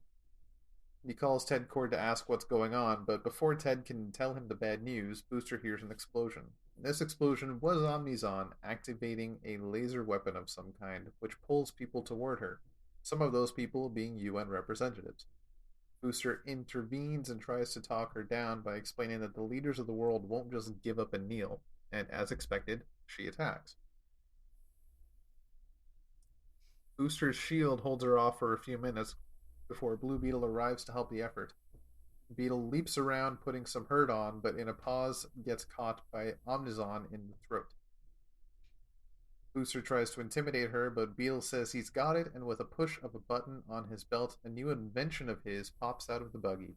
This invention looks like a Blue Beetle version of Skeets, and it's called Buggles. Its very first action is to blast Omnizon with a fiery laser, and she disappears. Booster freaks out that Buggles killed her, but Beetle slows him down and they move away from the crowd to talk. Ted finally breaks the bad news to Booster. He's broke. As they start to think about what they can do next, an old friend shows up in Trixie Collins, offering a couple of solutions. She has some office space they can use despite having no money, and Skeets has an idea for that one: crowdsourcing. Of course. With all the streams Booster plays, They have tons of fans who would be willing to help out. Booster loves it, but just one problem: Ted killed Omnizon. Fans aren't going to like that. But as Ted assures Booster, appearances can be deceiving. What the laser from Buggles was is actually a transportation beam. Deep in a Louisiana swamp, Omnizon appears, vowing revenge on Booster and Blue Beetle. And we talked a lot about art today, and honestly, I didn't really love it in this issue. I don't know, maybe Yeah. it's just me. No, I mean, Cully Hamner is great usually. I mean, I've seen some stuff from him that I love, but stylistically, Yeah. with the little previous weak. Ryan Sick art, it just looked like kind of a downgrade. Yeah, some of the faces just seemed a little off for me. Yeah. And normally I like Cully Hamner, but Yeah. yeah, the faces just seemed a little off this time. But Yeah. I still love the book, and I still wish this was ongoing. It's such a fun read, and I love every time Dan Jurgens gets his hands on Booster Gold, especially with Blue Beetle. Yeah. Yeah, this, Oh, sorry. Go ahead. I was gonna say this is an 8 out of 10 for me. It's just so much fun. Yeah, no, I'd been kind of a little lukewarm on the first two issues, but even though the art was kind of wonky in this issue, this one was actually a lot of fun. I think I'm really just kind of enjoying the ride so far. Like I finally settled into it. So, yeah, I'm excited to get into the next one. I hope, maybe the art situation picks up. Maybe this was just a fill-in, a last-minute fill-in, but other than that, it was a lot of fun. And think maybe has my favorite line of the week, which is a panel in which Booster Gold is like, "We'll be back for pics and autographs," and the guy's like, "Did anyone ask?" And it's just like, All right. no one cares about you, which was great. So yeah, I gave this an 8 out of 10 too. It was just a lot of fun. Yeah. Trixie is back. I think that's cool. That's very cool. I think the voices are still good, of course. The art looks all right. It's good, but I feel like it wasn't uniform, and I've definitely seen better. But I don't know, man. I like the new Buggles. This new villain is getting on my nerves. Omnizon, right? Mm. Yeah. Yeah, that just she's already getting on my nerves. I'll walk around like, this is my boomstick. Another 6 feet. Arrgh, I will kill all of you. So I hope that gets a little bit better. Let's see what happens. Blue and Gold did fall a little bit for me this week, down to 7.25 out of 10. Fair enough. All right. I love that Trixie's back though, and Buggles is cool. I didn't know who Trixie Collins was. I admit I don't know a ton about Booster Gold's backstory. She's from like way back in the day. Okay. Yeah, when he first came out. Wow. Yeah, that's cool. I love a good deep cut. Right? Oh, right. What do we got next? Next one is Justice League Last Ride. Just give me a moment. I gotta pull up my actual notes for this one. Oh, all right. This is what I get for putting it in notes and not in my actual document. I completely forgot that this was the penultimate issue. Yeah. Yeah. So I've had to sit throughout this entire episode and completely redefine my opinion on this on this issue. I mean, did you get to the end and think this was like that was it?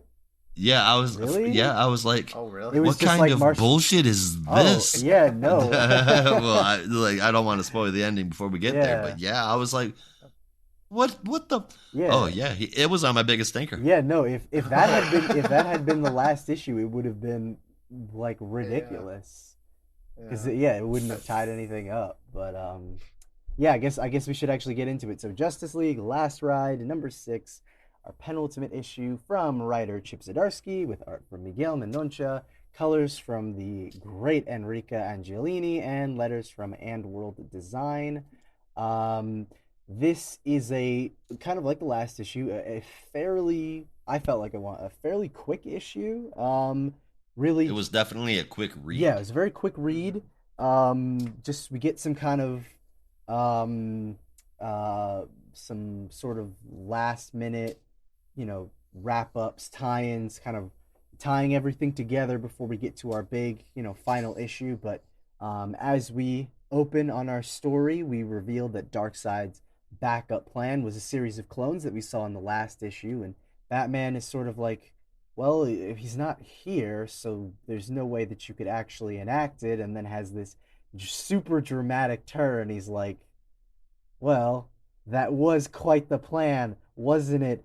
Dark Side, and then Dun Dun Dun plays in the background and reveals that Hal Jordan has actually been possessed by Dark Side this entire time, and that's why he's been running around in the Kingdom Come armor and, I mean, has been acting fairly normal, but I guess Batman is quite the detective, as Darkseid points out. And unfortunately, Bruce is not able to thwart Darkseid's plans before he is able to transmute his mind into one of the backup clones, in addition to gaining access to Hal's power ring, and kind of becomes this super badass Omega Green Lantern Darkseid, and has the full power of the power battery at his disposal, which he kind of illustrates was his entire plan all along, to get access to the power battery and take everything back to Apocalypse so he could restart the planet. And all of this is happening amidst the Justice League battling the forces of the Cyborg, Superman, Brainiac, symbiote team, working together alongside a band of other people who are trying to, get their revenge at Lobo. And we reveal after Desaad's base is destroyed that really this was Darkseid's master plan from day one, that he had hired Lobo to basically take out a bounty, or that a bounty was placed on the Justice League, and he had hired Lobo to, basically bring them to Apocalypse so that he could do everything he wanted in his master plan in one fell swoop, and take out the Justice League, restart Apocalypse, get his Furies back, and do everything that he needed to.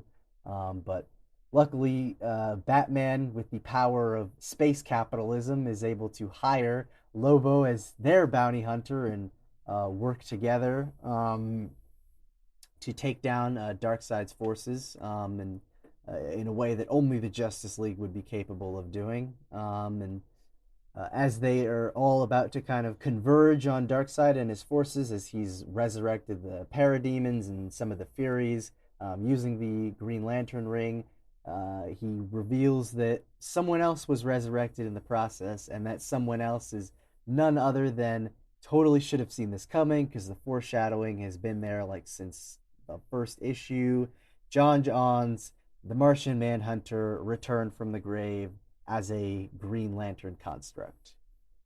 So pretty cool. A lot of crazy stuff going on. I think this issue definitely felt like we're getting to the end, so we kind of have to move everything in place, which is both good and bad. Bad in the sense that it felt like it was a little rushed in some places, but I think good in that a lot of the characterizations and dialogue and action scenes and all that stuff was really on par. And I felt like Zdarsky really nailed all of the characters, especially Darkseid. I love this version of Dark. I love any version of Darkseid really, but this version, I don't know. This version of Darkseid for me is pretty. You cool. like Baby Darkseid? Well, I mean, you like Baby Darkseid? He had his moments. He was better than, I don't know, teenage Darkseid or whatever they were trying to do at some point. That I saw. I think that was in Justice League Odyssey. I don't know. I saw like a image of it, and I was like, yeah, no, I'm good. This is why I'm not reading this book.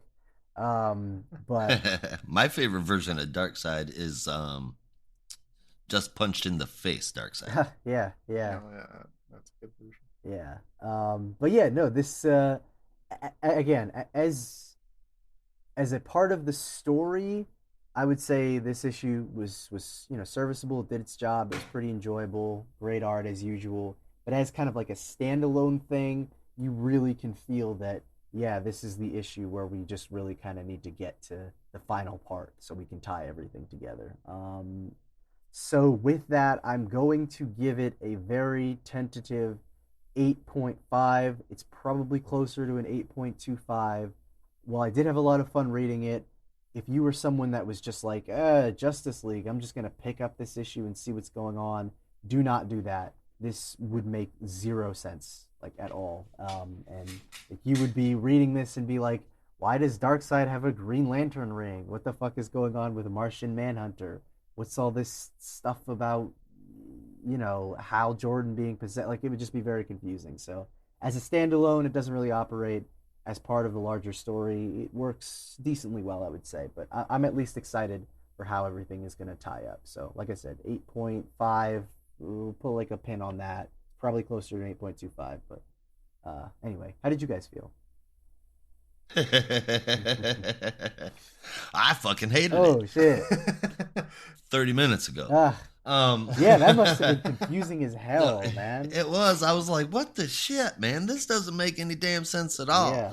Oh, I mean, I had a rant and everything. It was just crazy. But knowing that it is a transitional issue into the last, basically tying our shoes before we start to run that last stretch there, it makes it a pretty damn good issue. I did enjoy it. The art is fantastic. It does tie everything up. Like Brandon said, we should have seen it coming a mile away, but I did not see Martian Manhunter coming a mile away. And I'm very curious as to why he's a Green Lantern construct. Yeah, I don't know what's going on with that, but they had that whole thing of like Bruce was getting dreams, and it's like, oh, he's coming back, isn't he? Because you got to have a full Justice League for a story like this. Even if it is their last ride. Even if it is their last ride. Yeah. I gotta go back to whatever issue 3 or 4 when they detailed Jean's last moments about how it was he perished. I know Apocalypse practically exploded without blowing up, and that's what killed Jean. But did he kind of meld himself with the core of Apocalypse, and that's what, like, was he trying to? Maybe. I don't remember that, because that might explain why he's back as a construct. Yeah, no, from what I remember, it was they knew that to stop the what was it, like they were like boom tube bombs or something like that. Basically to stop those from, being sent off, they needed to drain the core of Apocalypse, and so Batman sent Martian Manhunter to do that, and that's why Superman was super mad. But yeah, I mean, I guess we were just sort of meant to assume, like, oh, the core is fire, Martian Manhunter's weak to fire, of course he's gonna die. But yeah, we never really see it, so yeah. That damn off-panel action. Yeah. I'm sure we'll get that in the next issue. There is a bit in, I think, season 5 of Supergirl that you guys might think is really stupid, and it did kind of seem stupid at the time. If you don't want spoilers, I'll stop now if you're going to watch the show at all. But if you're not, so Martian Manhunter is on the show. He's been on the show since season 1. He's a staple on the show. His dad actually survived the Mars attack and was living on Earth with him. And he was getting a bit of dementia. It was very sad. It was going through the season and whatnot. Well, there was this villain that was causing this big earthquake, and it was going to destroy the city, destroy the planet. And John's dad said, I'm going to use this ancient Martian technique. I'm going to combine myself with the Earth, and I will use my own body to prevent the earthquakes. But that would mean becoming part of the Earth and losing himself as a whole.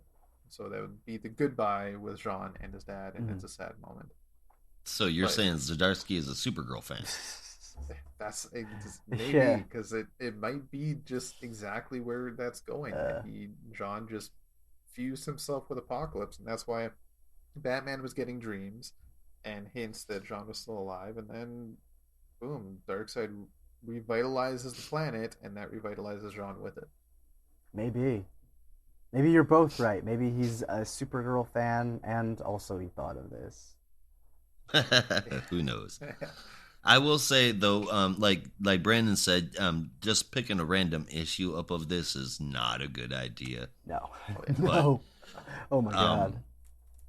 If you can get them cheap enough, go out and buy the single issues, or wait until this is in trade, because this will no doubt be in a trade. Oh yeah. But it so far is a pretty damn good story. I've liked it. Now that I know that this isn't the ending and we've got one more issue to go, I like it even more. So yeah, stick around, buy that one, absolutely, or at least wait until we review number 7 and then do it. It is so funny. It's just so funny to me that you thought this was the end, because I just like that would have blown my mind if that was the ending. I'm just like, what the It hell? did. I'm like, Zdarsky, what the fuck? Yeah, it's like Why is that makes no sense.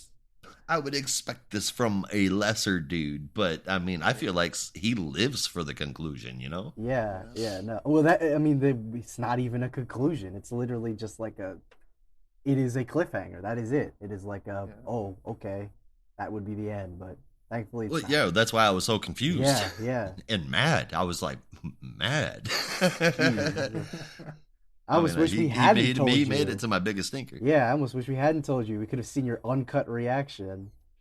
Oh, And no. wait till the end and then tell him Josh. Yeah. All right, you want to hear it? It No, said, it's dude, okay. I'm so pissed. I don't get this at all. It feels like an open ending. It stopped 3/4 of the way through a story. Zdarsky, you're one of my favorite writers. How could you do this? Yeah. 6 out of 10. Oof. That's what I did. You would have given this a 6 out of 10 if that had been the last issue. I'd have given this a 4 out of 10 if that had been the last issue. Did you see the art? Even with the art, like that's not even. It's not even an ending. It's literally just like a what? Oh, okay. He said I would have given it a 4. All right, so I wasn't as bad as I. Cool. I'm glad to see that the Justice League isn't falling apart anymore. Yeah, no, and like I said from the beginning, it's just nice to read a really good Justice League story. You can take that however you want. But we'll move on to our last title for this week, and that is Titans United #2. Josh, go ahead, man. All right, this one was written by Kevin Scott with art from Jose Luis, Jonas Trinidad, Rex Locust with a cover from Jamal Campbell and letters by Carlos M. Mangual. This picks right up where we left off, and Hawk is being Hawk. Instead of waiting for the team to take on Kite Man that has the power of all the Titans, he gets clobbered, and the Rush show up and keep Kite Man busy. Meanwhile, Connor is poking around in the Bat computer, pulling up info about Kite Man, and he finds ties from him to the guy from last issue that had the powers. Turns out that they were both treated by the same prison doctor. After the Titans take down Kite Man, Dick gets chewed out by Batman for the hacking of the Bat computer momentarily. Meanwhile, Connor decides he's going to head over solo style to that doctor's house. They follow him there, the Titans, to find out that he used to work for Cadmus. He had been collecting DNA from the Titans for years, and they were giving inmates Titans powers, or at least trying to. As one might imagine, Superboy's not a big fan of Cadmus and experimenting on people against their will, and while they argue, Dr. Rosbeck says he'll help them. But they have to keep him safe. And wouldn't you know it, an arrow hits him mid-sentence. Ugh. Don't you hate that? Gotta hate it when somebody, Yeah. just kills somebody you're in the middle of talking to. But Connor and Nightwing go after the Archer, but lose them. Dr. Rosbeck dies. They find out that the Archer is none other than, drumroll please, Lady Vic. And that's really not a good thing. Yeah, I didn't They know go Lady off- Vic was an archer. I thought she just did swords and stuff. She does everything Yeah. and stuff. But they go off after Lady Vic, and Connor takes off pissed off because he's been taken off active duty. He flies straight into space and he can't breathe. Starfire was right behind him, but she can't find him anywhere. Why? Because Blackfire scooped him up first and strapped him to a table. Jeez. Tough break. Also, I don't know why that's happening, and also, Cool Metal Lion. This is pretty cool, man. I'm enjoying it because, okay, so while we're looking at, it's probably, like Brandon said, most definitely a promotional book to bump up viewership for the Titans show. Yeah. This is completely separate from that show. It does have the same Oh, cast yeah, members yeah, a and lot. like- But the storyline here is totally different. It feels very comic booky. It feels within the normal universe. I do enjoy the hell out of it. These characters are their own characters. They're the normal comic book characters: Raven, Red Hood, Nightwing, Connor. Those are the ones we know. So I like this, man. The pencils and inks are just wonderful. The stories got me wondering what's going to happen next. So I happily give this an 8 out of 10. Yeah, this was everything I wanted the Titans show to be, and like Josh said, I kind of thought it was just going to be a sort of nothing tie-in to the TV show, just kind of promotional fodder, so you can just promote the show. But it's really fun. It's just like a if you're just looking for a fun Titans book with a cast of characters that you like from Titans, this is exactly that. It is so inoffensive but so enjoyable. It's just really nice. That's a good way of putting it. Yeah, it's like, this is I think, like I said, what I would have loved the show personally. Again, I won't take the joy from anyone else, but what I kind of wanted it to be, and yeah, I'm just like I'm enjoying the hell out of it right now. Oh yeah. I forgot what I was gonna say, but yeah, it is a pretty damn good story, and I like the team that they pulled together on it. I liked it when it was announced for the Titans show, so seeing it in comic book form is super cool. Yeah, man. yes, I gave this one an 8 out of 10 too. Now. Uh-oh. When I started like that. Yeah, that dramatic I think I know pause. why Blackfire's in the story. You think you know why? Yeah. Is it because she's also on the show? She's in season 3, yeah. I didn't know I that. think that's the whole bloody reason, and that is part of why I gave this a 6.75. It's an enjoyable story, but honestly, it still feels too much like an ad from the series for me. The voices for some of the characters are a little off-putting for me. The book doesn't feel that important to everything else we're reading right now. It is just a comic, and it can be just a story, but it doesn't have that same oomph that I would need from just a story. It's very simple in a way, and it just feels too much like an ad for the TV show for me to really get into it, because even just seeing all these characters together on one Titans team, despite everything else that's going on with them right now, and then you throw Blackfire into the mix, it's just solidifying that, and I can't completely get on board with that. I'm still enjoying the story, but I can't completely get on board with it, so that gets a 6.75 for me. Yeah, totally get it. I will say that if I could have one complaint, it is that Jason is kind of annoying in this. Like, it just Jason. Well, yeah, very like every time he opens his mouth, he has to say some smart ass, and it's like, dude, stop all the talking. character development he's had in the past 6 months. Yeah, he's still a dick in this. I know. It's like, well, just stop. This is not in continuity though. This is a standalone story, just like Last Ride. Yeah, so, but I think we do have to keep that. Haven't we moved past the point where Jason has to be the guy who's always got some smart aleck thing to say? It's like put that away for a little bit, because every time he talks, it's literally like, here's the thing, Brandon. Stop talking. Jason That's what Batman still got a sidekicks chip do. on his shoulder in season 3 of Titans. I never got past season 1, so I don't know. I mean, I only saw Jason as Robin, and I mean, I thought the actor did a great job, because the moment I saw him, I was like, I hate you, which is like, you did your job, right? That's exactly how I should feel about Jason as Robin, but yeah. Side note, I know, and I don't know if I mentioned this at the beginning of the show, but I fully intended to. We talk about Titans show a lot. Check out Doom Patrol, because that show is awesome. Yes, that is a great show. I love that show. I still got to finish season 1, but my God, that show's amazing. Yeah, it really is. That and Harley Quinn, those shows are so good. Yes. Yeah. There's something about the intro to Doom Patrol that just gets inside me, and I don't know, dude. It's like it's a little disturbing. It feels very emotional. Oh, yeah. It's really weird, but it makes me feel like for the characters. Yeah. It's and pretty the show cool. itself is just a trip. Like, the Raiders were on acid the whole Oh yeah, but they took an incredible amount, like almost a shocking amount of influence from the Grant Morrison Doom Patrol stuff. Almost, it's not beat for beat, but the amount of stuff that they were able to adapt from that run, like there's still some stuff I could not fucking believe they were like, all right, we're gonna put this on screen, and the producers were like, yeah, sure, go for it.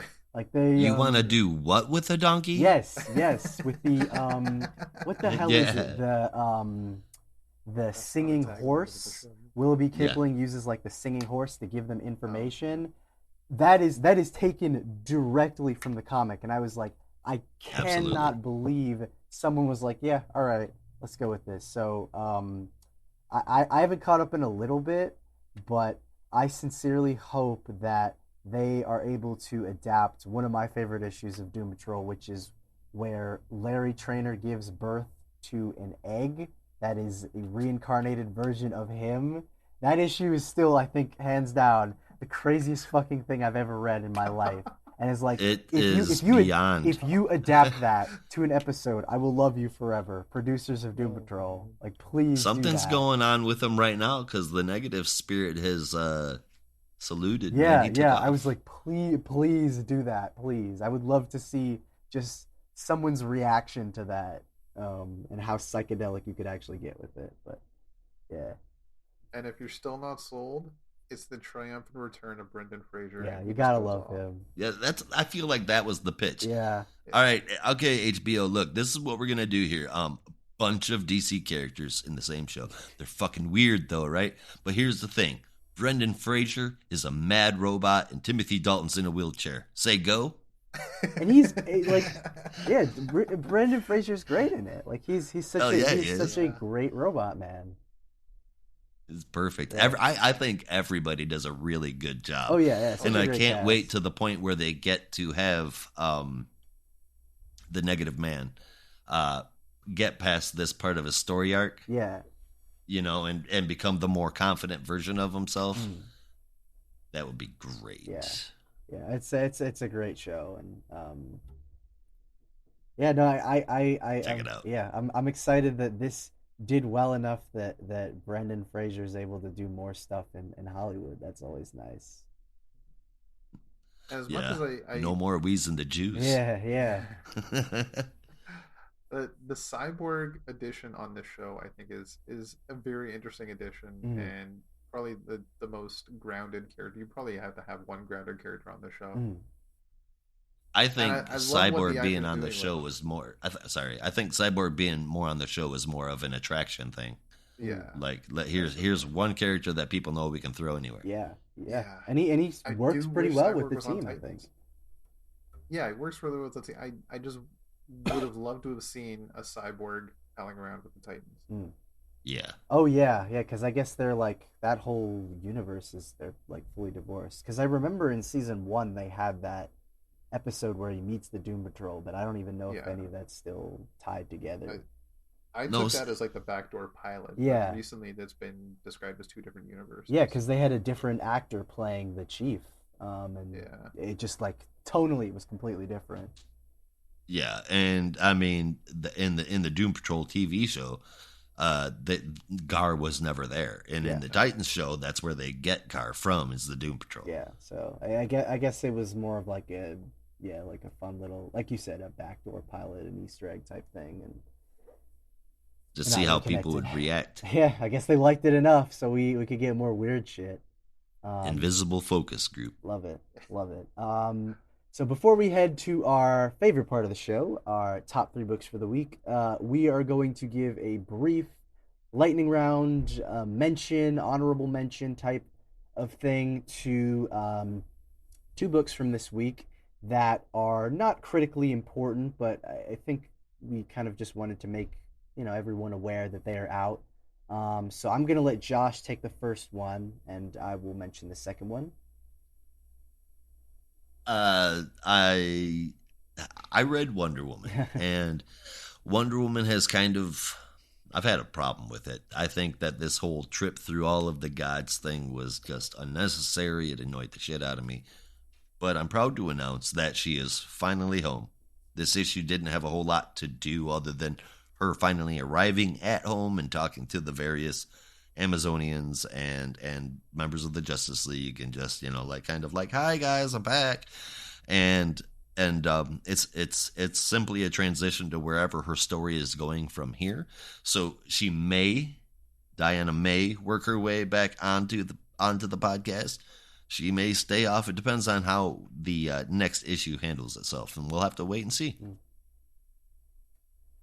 Cool. Yeah. I didn't get a chance to read Wonder Woman, but I'll try and check it out at some point. But the next one is Batman Urban Legends, which Rob, I think you also got a chance to read.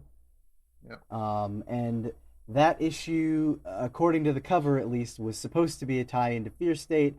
There are certainly elements of that in 2 out of the 4 stories that we have, but largely they're not very important to the overall Fear State mythology. The first one is just a story that focuses on Batwoman teaming up with Batgirl to, go against the anti-Oracle called Seer, and seemingly takes place before the start of Fear State, but after the Fear State Alpha. So it's at like this weird point in between where they're just on this little side mission, and it's fun.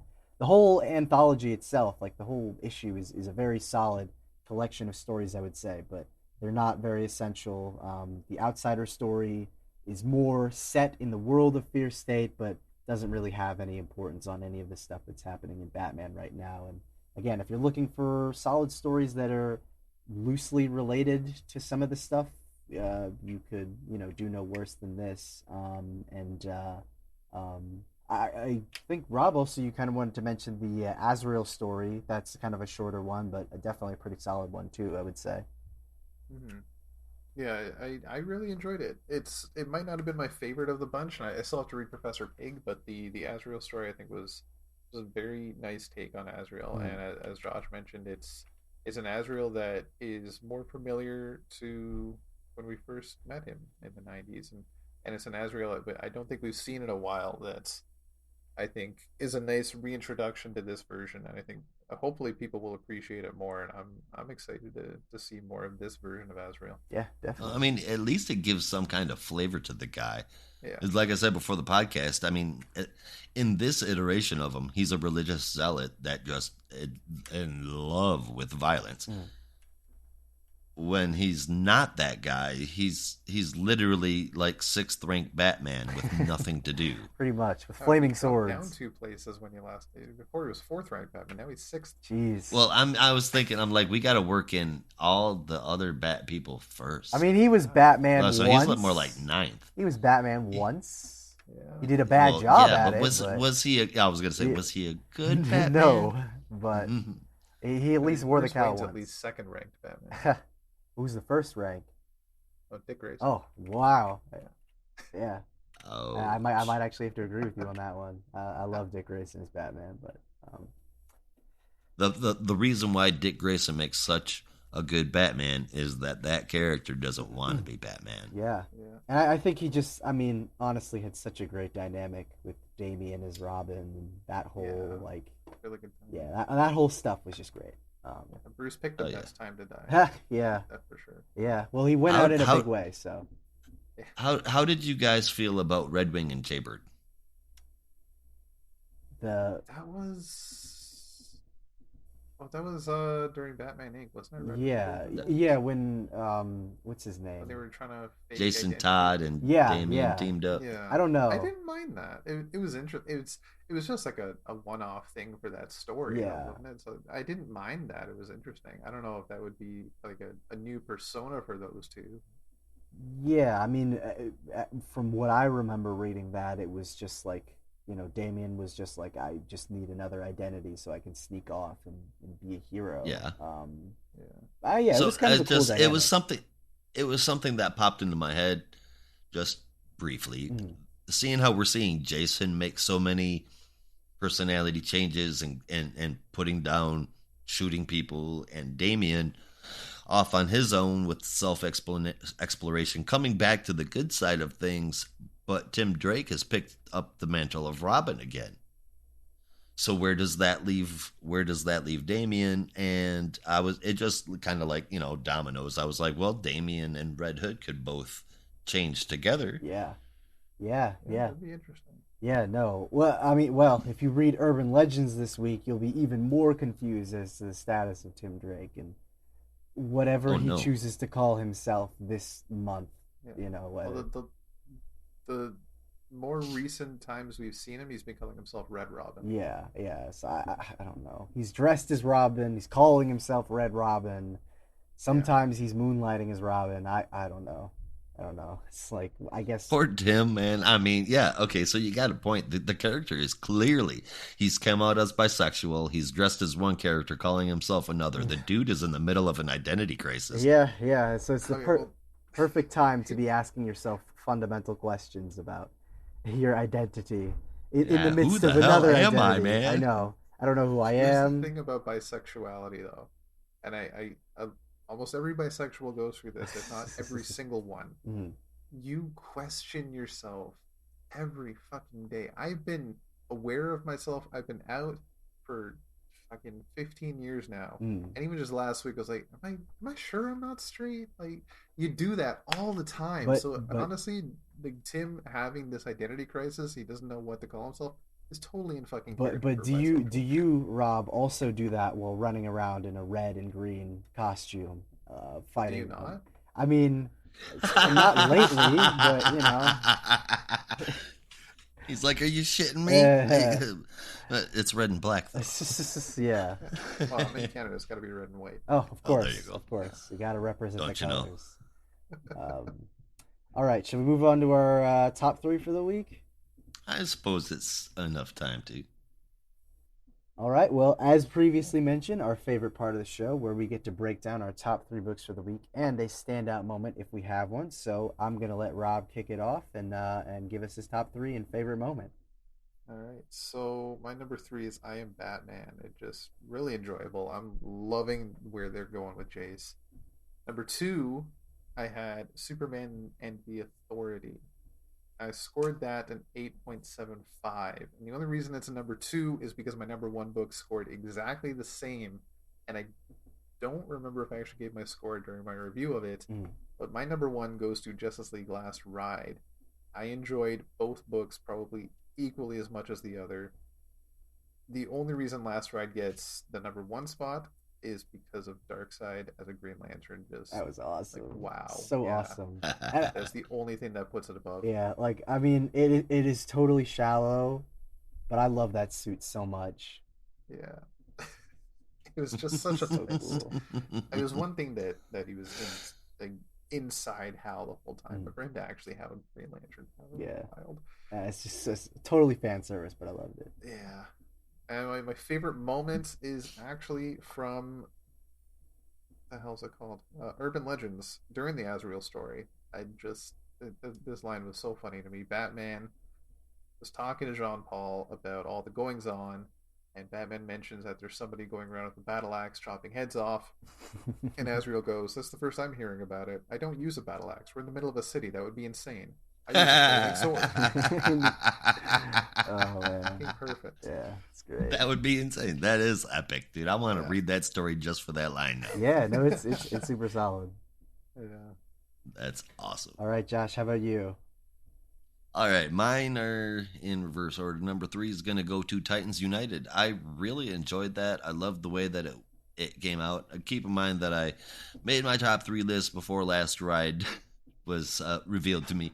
But I did. I still, Titans United and Last Ride had the same score. And I really enjoyed them both. But Titans United, I don't know. There was something about it that just made me like it a little bit more. And number two went to the Joker.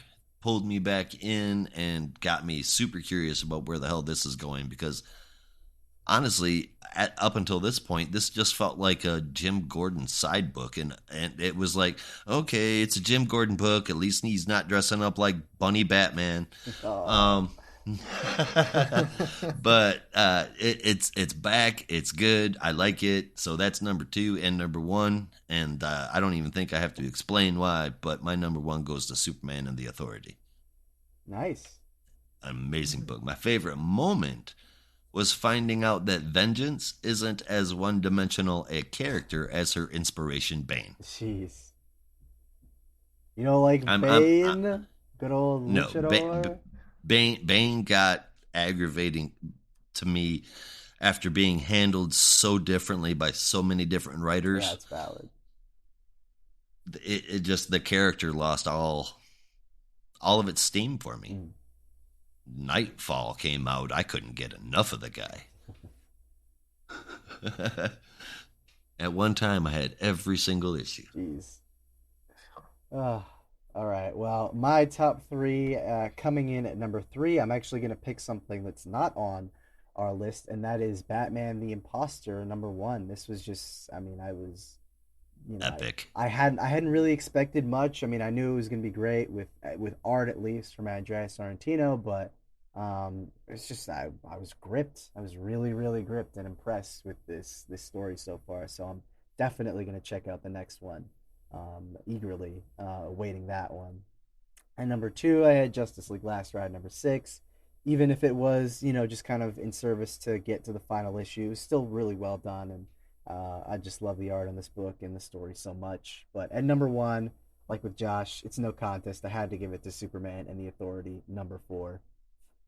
That was just my favorite book easily. But my favorite moment I'm going to pick from Batman Urban Legends, and in fact I had to pull out my copy just to look at it, but it is a double-page spread of Batwoman and Cassandra Cain fighting, and it is just such a cool layout. I just could not stop looking at it. Ooh, that much.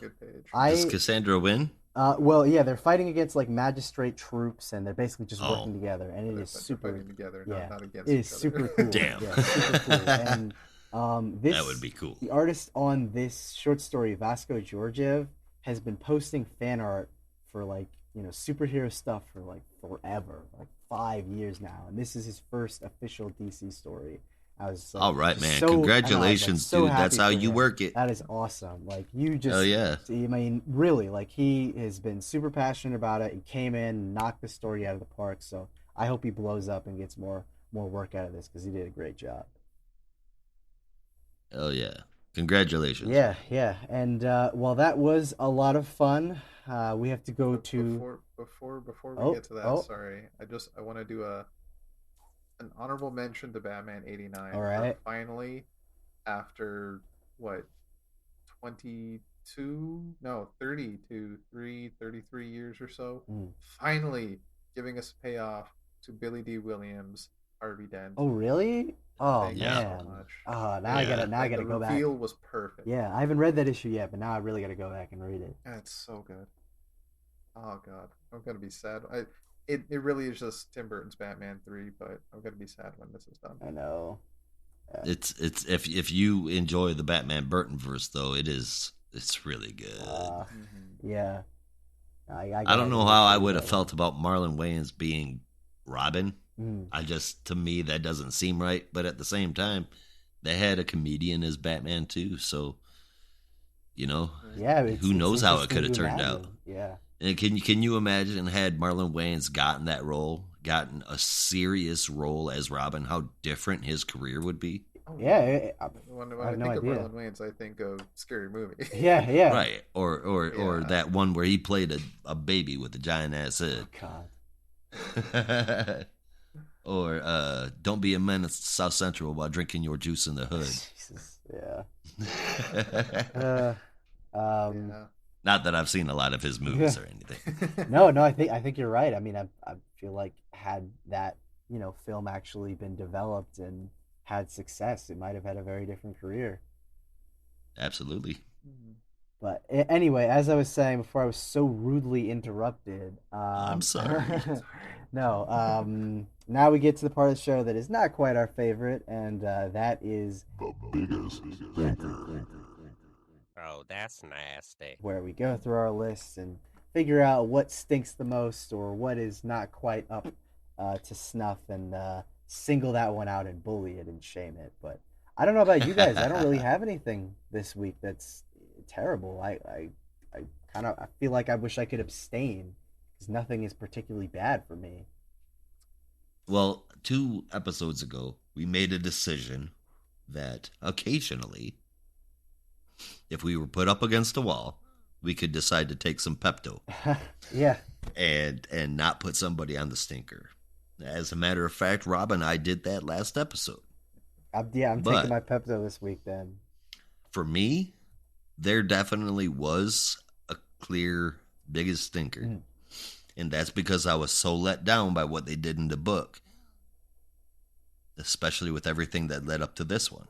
So my biggest stinker, as much as I've loved everything to do with this character so far, it goes to I Am Batman #2. Mm.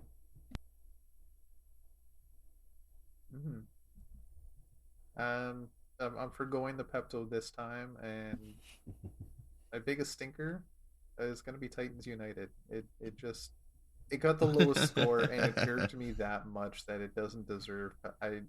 I'll take the stomach pains this week. I mean, I feel you. I get you. And here's the thing.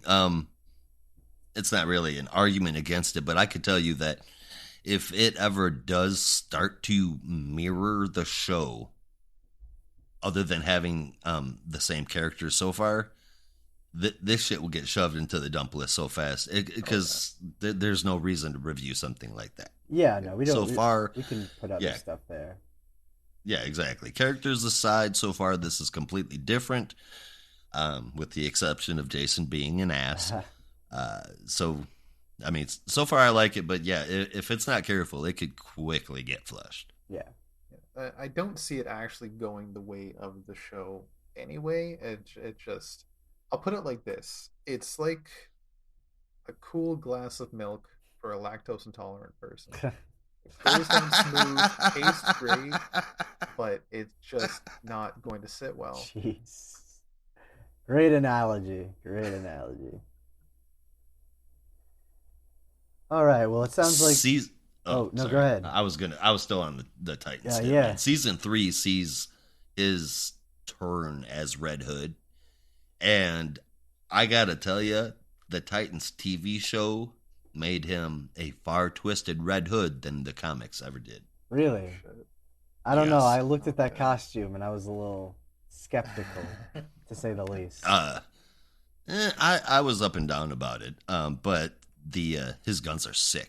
But yeah, what they did to define his role as a villain and who they paired him with and the motivation not motivation, but the reasons behind everything, it's way different from what we had seen in the comics, and it is, in my opinion, super good.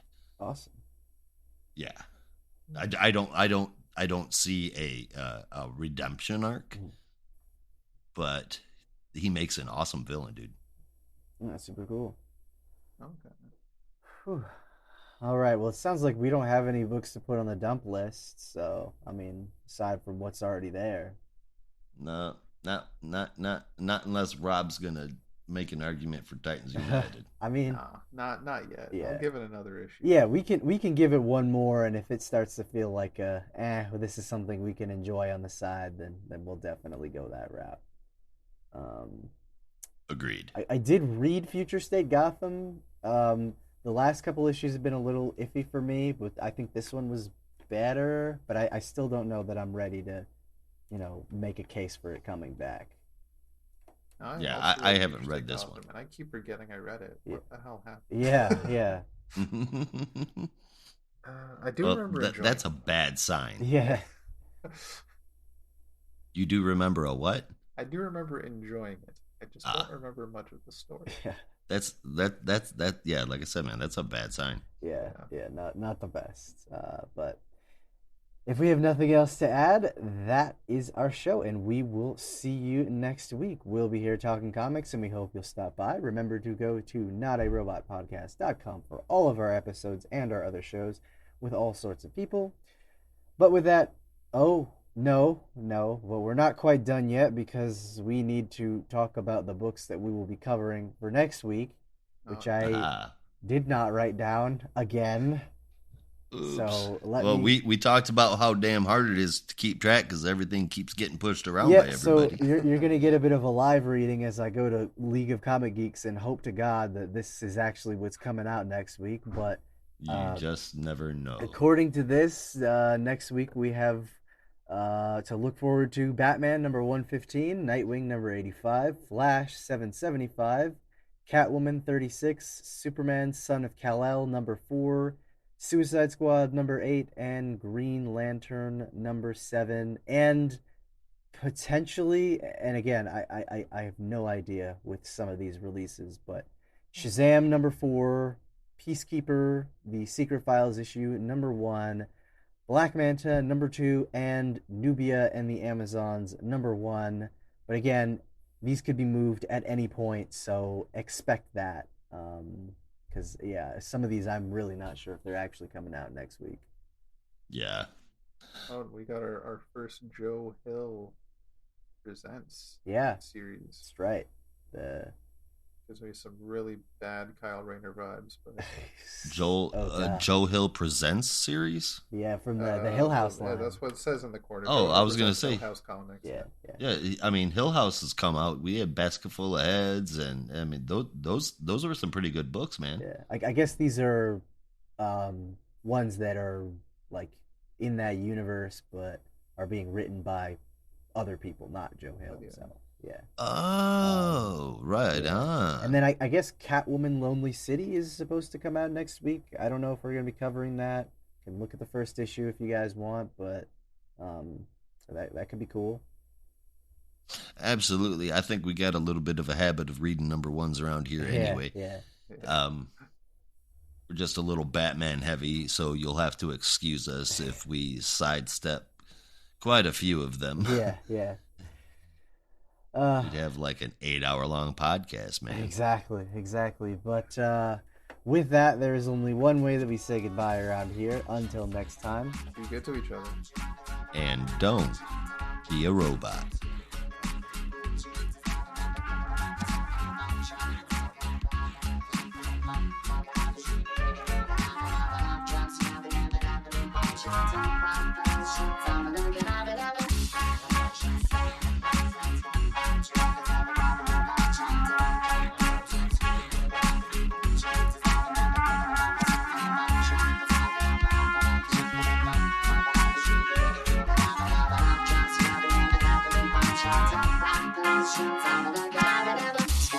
Just